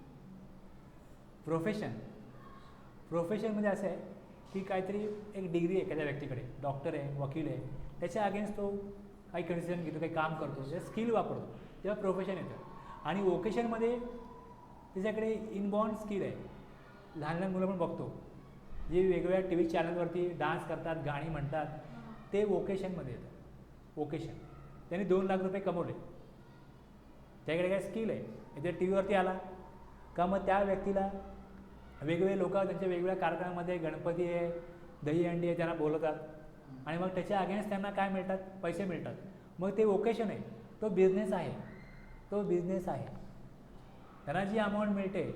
आणि जर का आपण आता बघतोय सप्लाय इन्क्लूड्स काय काय आणि ह्या सगळ्या गोष्टी आहेत त्या बिझनेस आहे का. जर बिझनेस आहे तरच मग त्यामध्ये सप्लायमध्ये असेल तर GST येणार आहे. त्यामुळे बिझनेस असेल तर मग प्रोफेशन आहे का वोकेशन आहे, म्हणून त्यात वोकेशन पण दिलं आहे.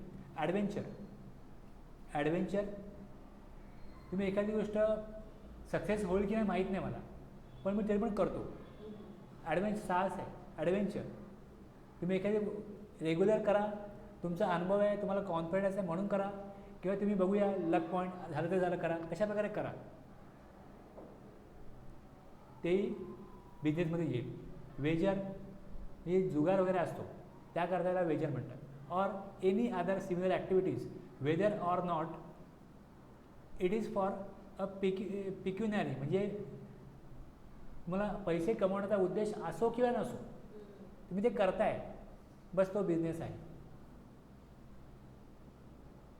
मी म्हणाल की ठीक आहे, मला काय लोकांना फायदा द्यायचा आहे, बेनिफिट द्यायचा आहे, माझं नॉलेज लोकांपर्यंत पोहोचावं म्हणून मी करतो आहे, आर्थिक हे काय माझा मुद्दा नाही आहे, पण तो बिझनेसमध्ये येईल, तो बिझनेस आहे. It means intention to earn the profit is not a criterion in determining the state of business. तो व्यक्ती सांगेल मी ट्रेड करतो, कॉमर्स करतो, माझा काय फार काय यामध्ये कमवण्याचा उद्देश नाही आहे, किंवा माझ्याकडे 10 लोक कामाला आहेत, त्यांचं घर चालताना तरी मला आनंद आहे, पण तो बिझनेस आहे, तो बिझनेसच्या स्कोपमध्ये येतो.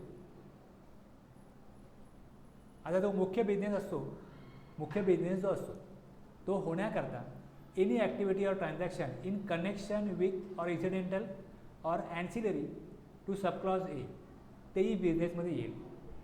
जो मुख्य बिझनेस आहे त्यामध्ये ज्या वस्तू आहेत तर त्या तुम्हाला पॅकिंग करून द्याव्या लागतील, तर तुम्ही पॅकिंगचे चार्ज घ्याल. पॅकिंग हा तुमचा बिझनेस नाही आहे, पण आता जो मुख्य बिझनेस आहे त्याला पॅकिंग गरजेचं आहे, मग पॅकिंग करणं हे पण बिझनेसमध्ये येईल.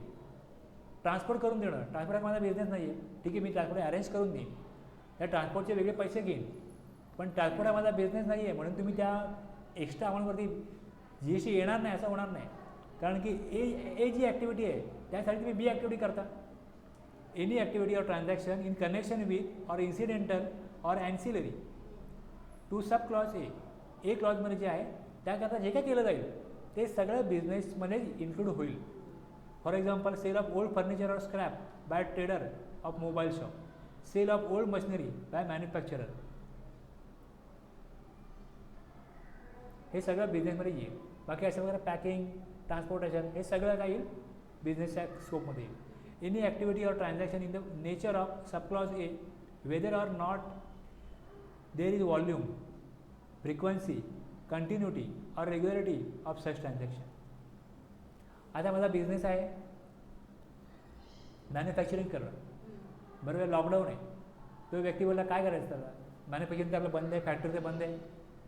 मी टी व्हीवरती बघाल काही दुकानं अशी होती ज्वेलर्सची, त्यासमोर ते भाजी विकतात.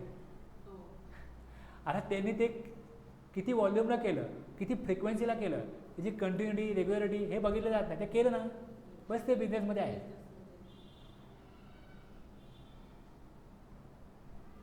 Even occasional transactions are also subject to GST. For example, trader of computer also providing consultancy for how to set up computer shop to his friend for consideration. जर त्यांनी कन्सिडरेशन घेतलं आहे, लोकांना सांगतोय कशा प्रकारे तुम्ही बिझनेस सेटअप करा. सपोज मी ऑनलाईन क्लासेस घेतो आणि मी समजा एक लोकांना सांगतो की तुम्हाला ऑनलाईन क्लासेस घ्यायचे आहेत का, कशा प्रकारे सेटअप करायचं आहे हे मी तुम्हाला सांगेन, पण त्याचे मी चार्जेस घेईन, तर तो पण काय झाला बिझनेस झाला. मी हे एकदाच केलं, मला पण दुसरा व्यक्ती गिराईक म्हणून भेटलाच नाही, कशावर म्हणून भेटलाच नाही, एकदाच केलं, पण ते GSTच्या स्कोपमध्ये येणार. Supply or acquisition of goods including capital goods and services in connection with commencement or closure of business. आता एखाद्याने बिझनेस सुरू करायचा आहे म्हणून तो फर्निचर घेतो, मशिनरी घेतो, सेटअप करतो, किंवा एखाद्याला बिझनेस बदलायचा आहे किंवा बंद करायचा आहे किंवा क्लोज करायचा आहे, तर तो बिझनेस जेव्हा क्लोज करतो तेव्हा ज्या वस्तू विकतो, मशिनरी म्हणा काही म्हणा, तेही बिझनेसमध्ये येतं. Sale of stock of fix asset at the closure of business, हे सगळं बिझनेसमध्ये येईल.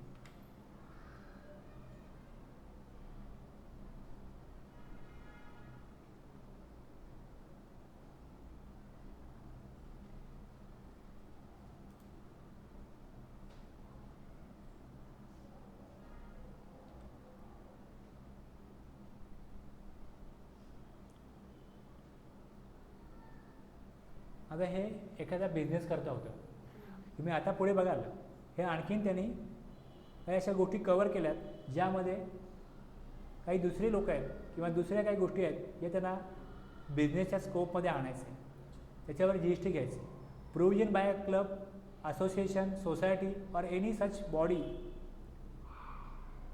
ऑफ द फॅसिलिटीज और benefit to its members. Provision by club, association, society or any such body for a subscription or any other consideration of the facilities or benefit to its members. Facilities और benefits provided by club etcetera are sports facilities like swimming pool, table tennis, cricket, restaurant facility, banquet hall और open ground, accommodation facility, library, conference room. एखादा club आहे तो त्यांच्या society आहे ती जेव्हा मेंबर्सला त्या गोष्टी प्रोव्हाइड करते आणि त्याच्या अगेन्स्ट जर कन्सिडरेशन घेत असेल तर मग ते पण बिझनेस झाला. Admission for consideration of person to any premises, entry tickets to amusement park, Diwali mela, cinema theatre, ह्याच्याकरता admission आहे. हे पण बिझनेस, हे पण बिझनेस. आपण जे अगोदर बघितलं की ट्रेड किंवा आपण सेल म्हणतो, इथे तुम्ही काय म्हणाल, सिनेमा हॉलमध्ये जेव्हा जाता तेव्हा ती सर्व्हिस आहे का, गुड्स आहे का, ह्या स्कोपमध्ये येत नाही ना ते. मग तो बिझनेसच्या स्कोपमध्ये येतं की admission for consideration of person to any premises, entry ticket to amusement park, Diwali mela, cinema theatre, इथे ॲडमिशन आहे आणि त्याकरता कन्सिडरेशन आहे, पर्सनकडनं घेतलं होतं, तर ते पण बिझनेसमध्ये येईल. Services supplied by person as the holder of an office which has been accepted by him in the course or furtherance of his trade, profession or vocation.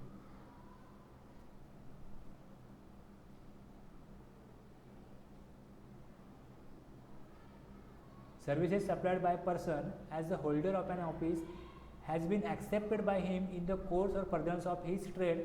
आता एखादा व्यक्ती आहे तो एखाद्या प्रोफेशनमध्ये आहे.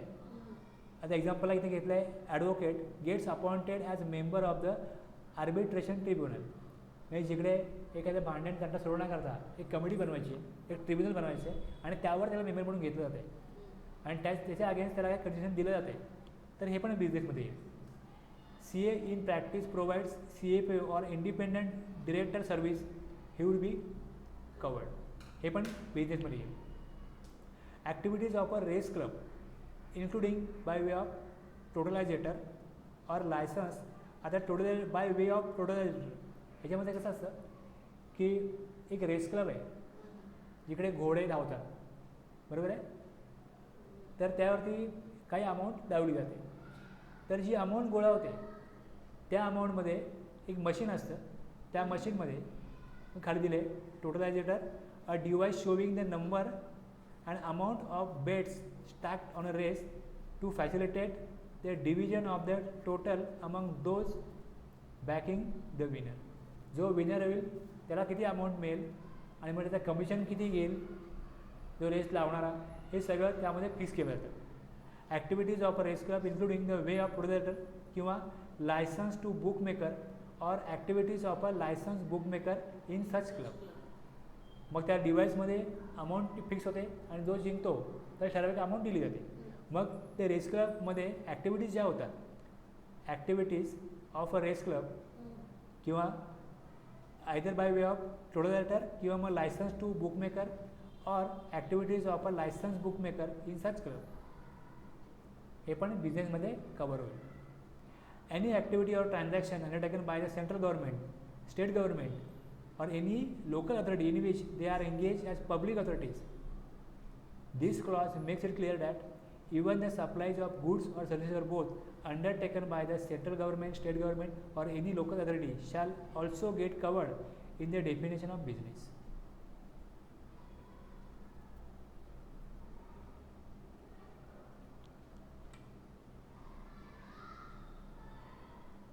आता आपण काय बघितलं, फक्त क्लॉज ए बघितला फक्त याच्यामध्ये.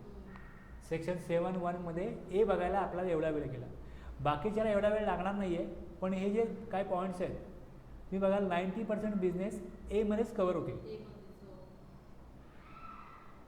All forms of supply of goods और services or both such as sale, transfer, barter, exchange, licence, rental, lease or disposal made और agreed to be made for a consideration by person in the course or furtherance of business.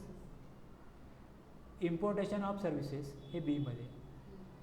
For a consideration whether or not, इथे import जर केलं whether or not in the course or furtherance of business.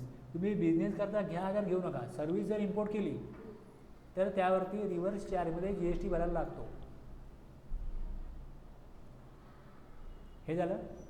आणि C मध्ये दिले the activity specified in schedule 1. आता इथे जर का कन्सिडरेशन असेल, फॉर अ कन्सिडरेशन असेल तरच इन्क्लूड होईल, आणि जर कन्सिडरेशन नसेल तर, जर नसेल तर मग विदाउट कन्सिडरेशन शेड्यूल एमध्ये काही ॲक्टिव्हिटीज, काही ट्रान्झॅक्शन त्यांनी दिलेली आहेत ती सप्लायमध्ये येतील.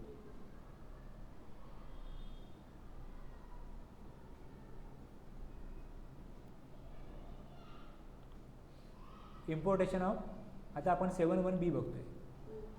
Importation of services for a consideration whether or not in the course or furtherance of business. The scope of importation of service in this subsection is very wide. इथे काय दिलं आहे, वाईड का म्हटलं आहे की तुम्ही इथे बिझनेस करता घ्या, अगर घेऊ नका, बस सप्लायमध्ये येईल ते. जर एखादा व्यक्ती रजिस्टर्ड पर्सन असेल, टॅक्सेबल पर्सन असेल, तर त्याच्याकरता तो इम्पोर्ट कशाकरता करतोय, बिझनेस करता करतोय का पर्सनल यूज करता करतोय, ह्या दोन्हीमध्ये त्याला जी एस टी द्यायला लागेल गव्हर्नमेंटला.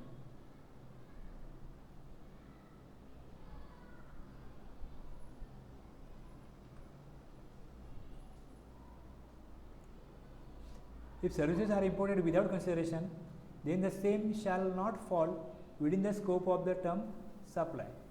आता ह्या केसमध्ये बिझनेस करता घ्या, अगर घेऊ नका, 7(1)B प्रमाणे सप्लाय होतो, पण तिथे कन्सिडरेशन असणं गरजेचं आहे. जर कन्सिडरेशन नसेल तर मग 7(1)B मध्ये येत नाही, हे लक्षात घ्या. ते 7(1)B मध्ये येणार नाही. बिझनेससाठी आहे का पर्सनल पर्पज करताय, सर्व्हिस इम्पोर्ट केली तर ती सप्लायमध्ये येईल. पण जर विदाउट कन्सिडरेशन असेल तर मग ती 7(1)B मध्ये येणार नाही. हे खाली दिलं आहे, except the circumstances as provided in schedule 1. Schedule 1मध्ये पण इम्पोर्ट आहे आणि तिकडे विदाउट कन्सिडरेशन आहे. मग शेड्यूलमधल्या एंट्रीप्रमाणे आपण पुढे बघू, सर्व्हिस इम्पोर्ट केली आहे आणि ती विदाउट कन्सिडरेशन केली आहे, तर मग ती जी एस टीच्या स्कोपमध्ये येईल का, सप्लायच्या स्कोपमध्ये येईल का. एक्झाम्पल दिलं आहे, super cars limited Pune imported navigation design services from a vendor in Singapore for a consideration of HDD Singapore dollars 20,000. Now Supercar Limited is liable to pay IGST on the above mentioned import of service on the reverse charge. Reverse charge मध्ये service द्यावी लागेल. Example 2, Mr. Ketan is a supplier of goods located in New Delhi. In July 2017, he imported business consultancy services from China for a stipulated consideration of $50,000.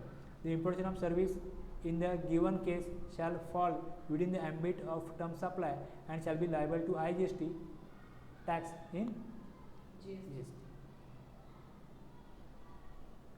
इथे goods import करण्याचा विषय नाही आहे, इथे फक्त एवढं आहे की ते जे सप्लाय ऑफ सर्व्हिस आहे. Mr. Rajendra, an unregistered person, plans to pursue his higher education in UK. He receives career consultancy services from a UK-based consultant for rupees 1,20,000. Does it qualify as supply? बघा आता.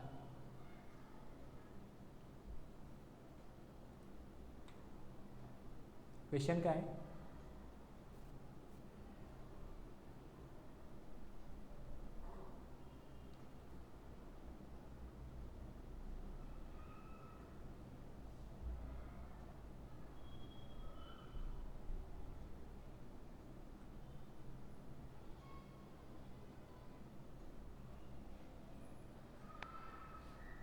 Mister Rajendra आहे, unregistered person आहे, plans to pursue his higher education in UK.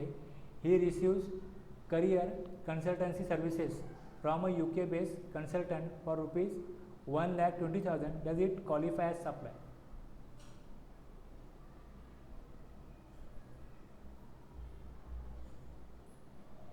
आता मग जर supply आहे तर GST कसा कोण देणार?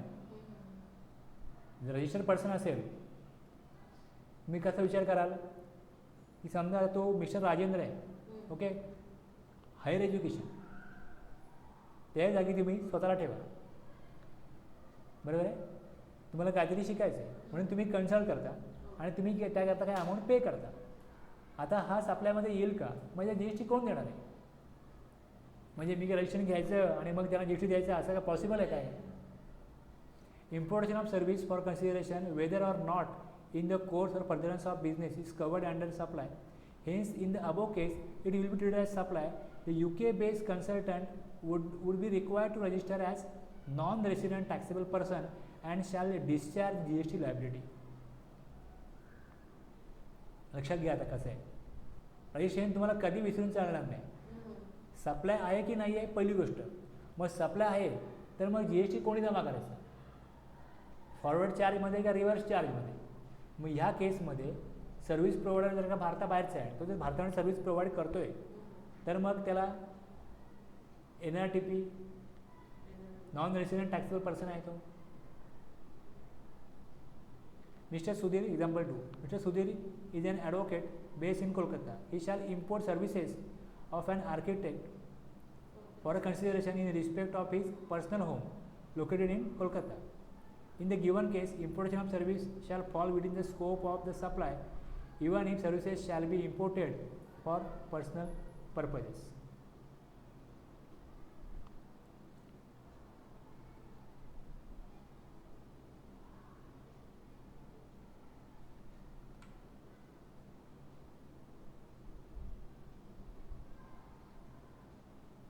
ए बघितलं आपण, बी बघितलं. शेड्यूल 1. शेड्यूल 1 केव्हा बघायचं बघा तुम्ही. काय दिलं इकडे शेड्यूल 1ला काय दिलं आहे. The activities specified in schedule 1 made or agreed to be made without consideration. जर कन्सिडरेशन नसेल अशा काय ॲक्टिव्हिटीज आहेत, अशी काय ट्रान्झॅक्शन्स आहेत, त्यावेळेसच तुम्हाला काय करायचं आहे शेड्यूलमध्ये बघायचं. मग तुम्हाला 7(1)(a) क्लॉज ॲप्लिकेबल होत नाही, कारण 7(1)(a) मध्ये तुम्हाला इकडे मेड फॉर कन्सिडरेशन किंवा agreed to be made for consideration हे येतं. कन्सिडरेशन नाही आहे, ट्रान्झॅक्शन आहे, ॲक्टिव्हिटीज आहेत. मग शेड्यूल 1मध्ये बघा सप्लायमध्ये येईल का. शेड्यूल 1मध्ये 4 एंट्री आहेत. 4 एंट्री आहेत. एक, permanent transfer or disposal of business asset where input tax credit has been availed on such asset. तुम्ही जेव्हा इन्व्हर्ट सप्लाय घेतला होता बिझनेस असेटचा, जेव्हा तुम्ही इन्व्हर्ट सप्लाय घेतला होता तेव्हा ITC क्लेम केला होता का. त्या असेटवरती ऑन सच असेट. समजा कम्प्युटर आहे, तो कम्प्युटर जर एक ठराविक वर्ष वापरला का नंतर तो कोणी विकत घेत नाही, पण त्याची बुक व्हॅल्यू समजा लास्ट जेव्हा तुम्ही ट्रान्सफर करताय तेव्हा त्याची बुक व्हॅल्यू 2000 रुपीज राहिली. 31 मार्चला बुक व्हॅल्यू 2000 होती आणि तो कामाला येत नाही, तो भंगारमध्ये कोण घेत नाही. आता हा काय केला, ट्रान्सफर केला कोणाला तरी फ्री दिला असेल किंवा तो डिस्पोजल कोण भंगारमध्ये पण घेत नाही, टाकून दिला. आता इथे कुठल्या प्रकारचं कन्सिडरेशन मिळालंच नाही ना, विदाउट कन्सिडरेशन. पण ही जी ॲक्टिव्हिटी आहे ही पण सप्लायमध्ये येते. आता या 2000ची व्हॅल्यू जी आहे ही तुमच्या बुकमध्ये जाणार आहे, ही बुकमध्ये राहणार नाही 2000 व्हॅल्यू. म्हणजे बुकप्रमाणे त्याची व्हॅल्यू 2000 रुपये होती. सेकंड, सप्लाय ऑफ गुड्स और services are both between related person or between distinct person. आता तुम्हाला माहिती आहे ना रिलेटेड पर्सन कोण आहे, डिस्टिंक्ट पर्सन कोण आहेत. व्हॅल्युएशनमध्ये मी सांगितलं होतं, as specified in section 25 when made in the course or furtherance of business. आता रिलेटेड पर्सनमध्ये एम्प्लॉई येतात, पण एम्प्लॉयरने एम्प्लॉयरला गिफ्ट दिलं ते जर अप टू 50,000 आहे तर मग ते सप्लाय नाही, त्यावरती टॅक्स लागत नाही. पण जर कार गिफ्ट दिली तर 50,000च्या वरची अमाऊंट दिली गेली तर मग ती सप्लायमध्ये येते. मग ती सप्लायमध्ये येते. एम्प्लॉयकडनं काय त्यांनी अमाऊंट घेतलेली नाही आहे, म्हणजे कन्सिडरेशन नाही आहे, पण अमाऊंट अप टू 50,000 सप्लायमध्ये येत नाही. सप्लायमध्ये येत नाही म्हणजे एम्प्लॉयरला कुठल्याही प्रकारचा GST गव्हर्नमेंटकडे जमा करण्याची गरज नाही. पण जशी अमाऊंट 50,000च्या पुढे जाईल त्या वर्षामध्ये, तर जी अमाऊंट जर पुढे गेली, जर कार दिली आणि कारची व्हॅल्यू जर 5 लाख आहे तर मग त्याला 5 लाखावर GST द्यावं लागेल. Supply of goods by principal to his agent. आता एजंट आणि प्रिन्सिपलने एकमेकांना सप्लाय केला तर याच्यामध्ये कन्सिडरेशन घेणार नाही, किंवा agent to his principal where agent undertakes to receive such goods on behalf of the principal. ह्या केस पण याच्यामध्ये कुठल्याही प्रकारचं कन्सिडरेशन नाही आहे. आणि इम्पोर्ट ऑफ सर्व्हिस बघा, आपण आता बघितलं ना इम्पोर्ट ऑफ सर्व्हिस, ते इथे पण आहे शेड्यूल 1मध्ये.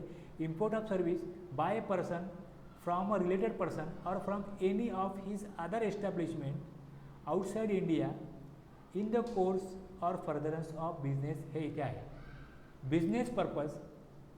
बिझनेस पर्पज जर सर्व्हिस इम्पोर्ट केली जाते रिलेटेड पर्सनकडनं किंवा from any of his other establishment outside India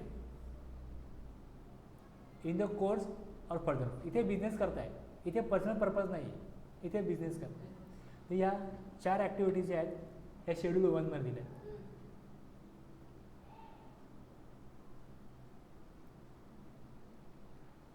आपण 1मध्ये काय बघितलं, business asset goods permanent transfer or disposal of business asset where ITC has been availed. ITC availed केलेला आहे. ITC, आणि जर तुम्ही म्हणाल मग ITC अवेल्ड केला नसेल तर,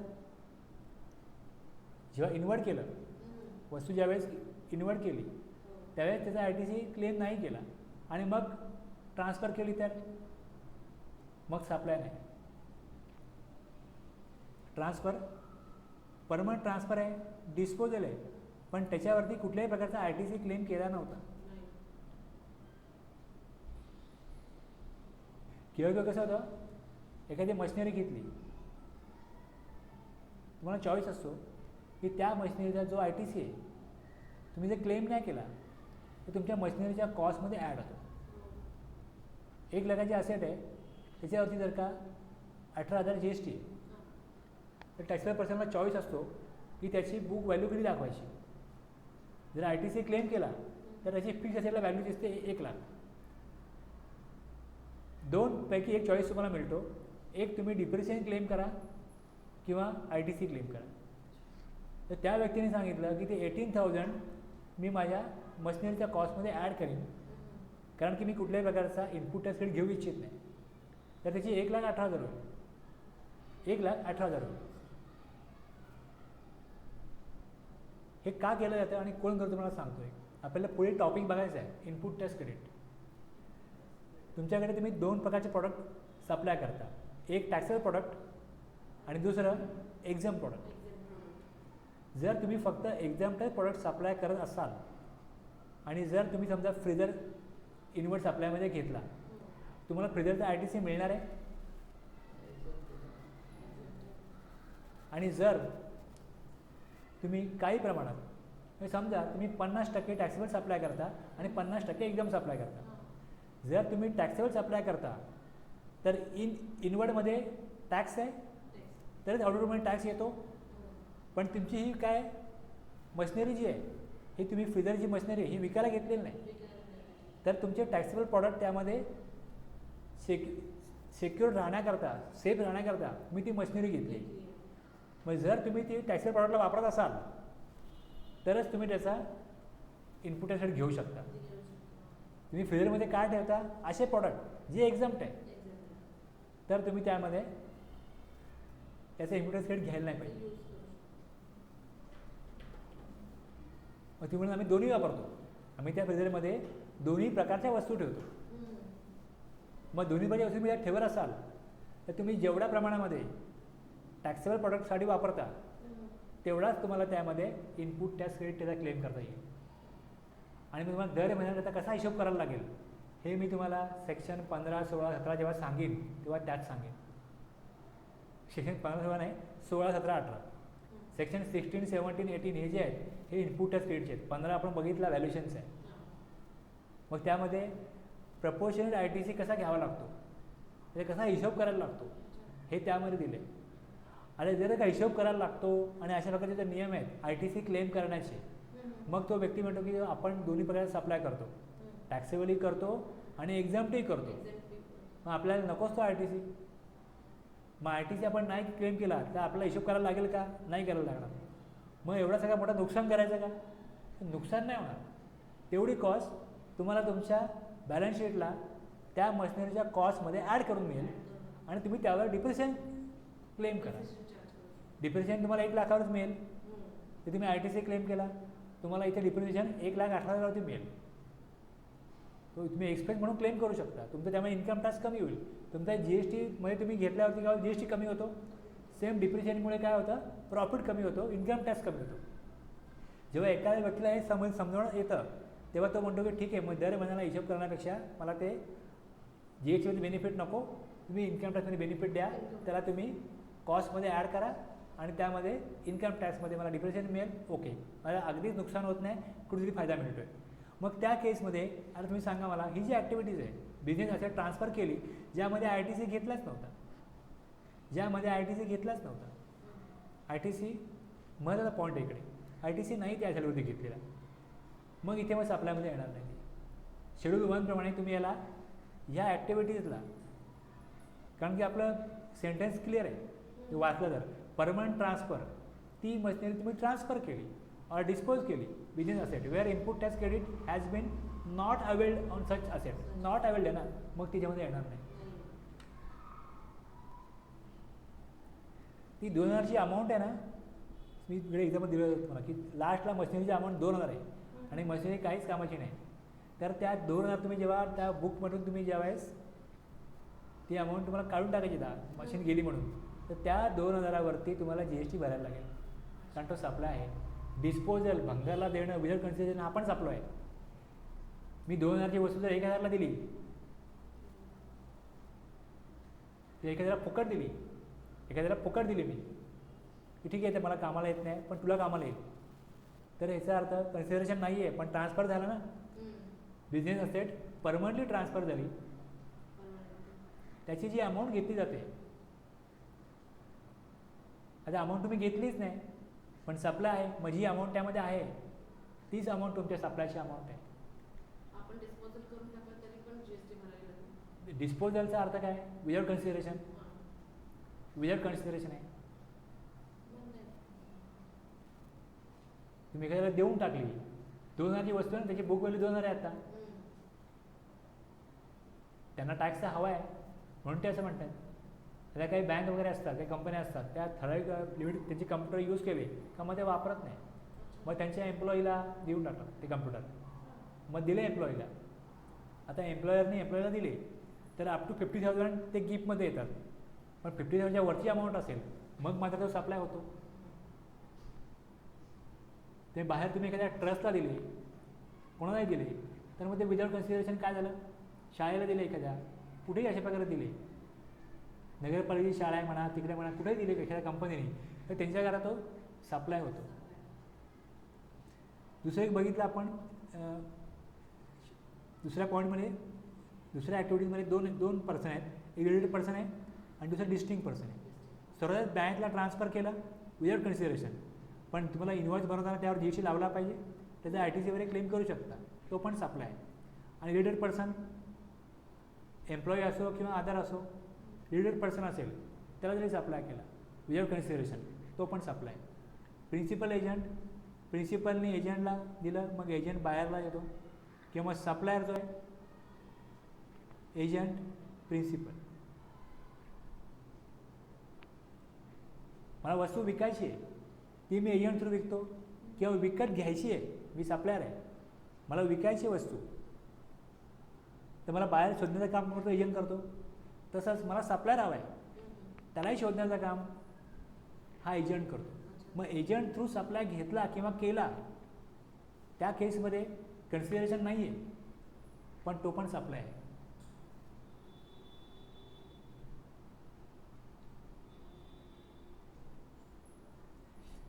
आणि इथे फक्त सप्लाय ऑफ गुड्सच आहे, सप्लाय ऑफ गुड्स आहे. सप्लाय ऑफ बाकी बघा इथे वरती गुड्स और सर्व्हिसेस आहे, इथे सप्लाय ऑफ गुड्स आहे. इम्पोर्ट ऑफ सर्व्हिस आहे, इम्पोर्ट ऑफ गुड्स नाही आहे. हे सगळं आपल्याला प्रत्येक वेळेस बघायला पाहिजे की कुठे कुठे गुड्स दिले, कुठे सर्व्हिसेस दिले, कुठे गुड्स सर्व्हिसेस बोथ दिले. Import of services from related person without consideration. Services, import of services from other establishment outside India. आपण बघतोच काय आहे, कारण इथे तुम्हाला विदाउट कन्सिडरेशनच आहे. शेड्यूल 1मध्ये तेव्हाच जायचं आहे जेव्हा कन्सिडरेशन नाही आहे. कळल्या 4 ॲक्टिव्हिटीज?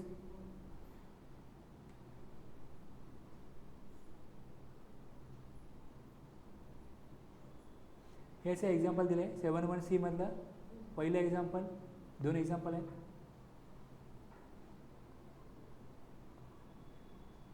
हे मी व्यवस्थित क्लिअर व्हावं आणि नंतर तुम्ही जेव्हा कधी पुन्हा जेव्हा रिपीट कराल, रीडिंग कराल, सेक्शन 15A मध्ये दिलं होतं डेफिनेशन, डिफाईन केलं होतं रिलेटेड पर्सन कोणाकोणाला म्हणावं. हे व्हॅल्युएशनमध्ये मी हे एक्सप्लेन केलं आहे. हे व्हॅल्युएशन 15 सेक्शनमध्ये हे एक्सप्लेन केलं आहे. आपण लास्ट जे क्लास घेतला त्यामध्ये मी एक्सप्लेन केलं आहे. आणि आपण सेक्शन 25 जेव्हा बघितला होता की एखाद्या व्यक्तीला रजिस्ट्रेशन 2 घ्यायची आहेत, त्या दोन ब्रँच जेव्हा असतात त्यावेळेस ते डिस्टिंक्ट पर्सन असतात. आणि रिलेटेड पर्सनची डेफिनेशन सेक्शन 15मध्ये आहे.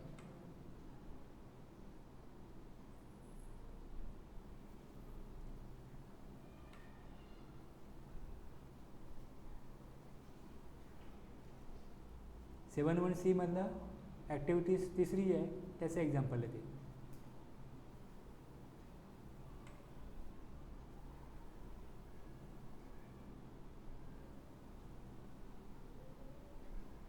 एन प्रिन्सिपलचं हे एक्झाम्पल आहे. तुम्ही ना एकदा तरी 5-10 मिनटं अर्धा तास देऊन थोडं, मी तुम्हाला जेव्हा हे पाठवतो तेव्हा थोडं एकदा ओव्हरव्ह्यू घेणं गरजेचं आहे. कारण जर तुम्ही 6 महिने वाचायला गेला ना, तुम्हाला काही आठवणार नाही मी कशाप्रकारे ते डिझाईन केलं आहे, कशाप्रकारे सगळं बनवलं आहे. हे तुम्हाला एकदा तरी बघितल्यानंतर आत्ता लक्षात आलं तर पुढे आठवेल. मग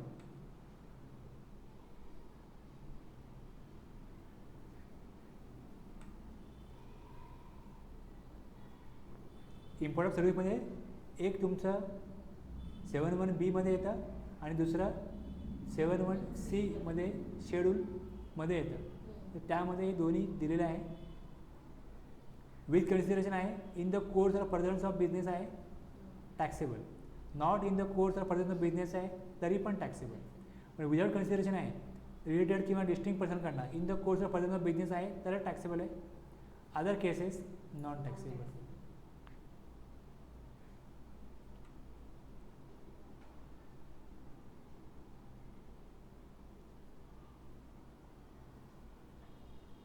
कशा प्रकारे येईल आता आपण आता काय बघितलं. 7(1)A all forms, importation of service, आणि 7(1)C प्रमाणे तुम्हाला शेड्यूलमधले 1, 2, 3, 4 पॉईंट येतात. म्हणजे या 6 ॲक्टिव्हिटीज झाल्या. 6 ॲक्टिव्हिटीज झाल्या. 7(1)A तुम्हाला सांगेल activities to be treated as supply of goods और सर्व्हिसेस. शेड्यूल 2 बघायचं आहे आपल्याला. कुठल्या ॲक्टिव्हिटीला तुम्ही सप्लाय ऑफ गुड्स म्हणाल, कुठल्या ॲक्टिव्हिटीला सप्लाय ऑफ सर्व्हिसेस म्हणाल. येस एक प्रेझेंट केल्या प्रकारे 7(2) मध्ये काय येईल, 7(3) मध्ये काय येईल हे आपल्याला उद्या बघायचं आहे.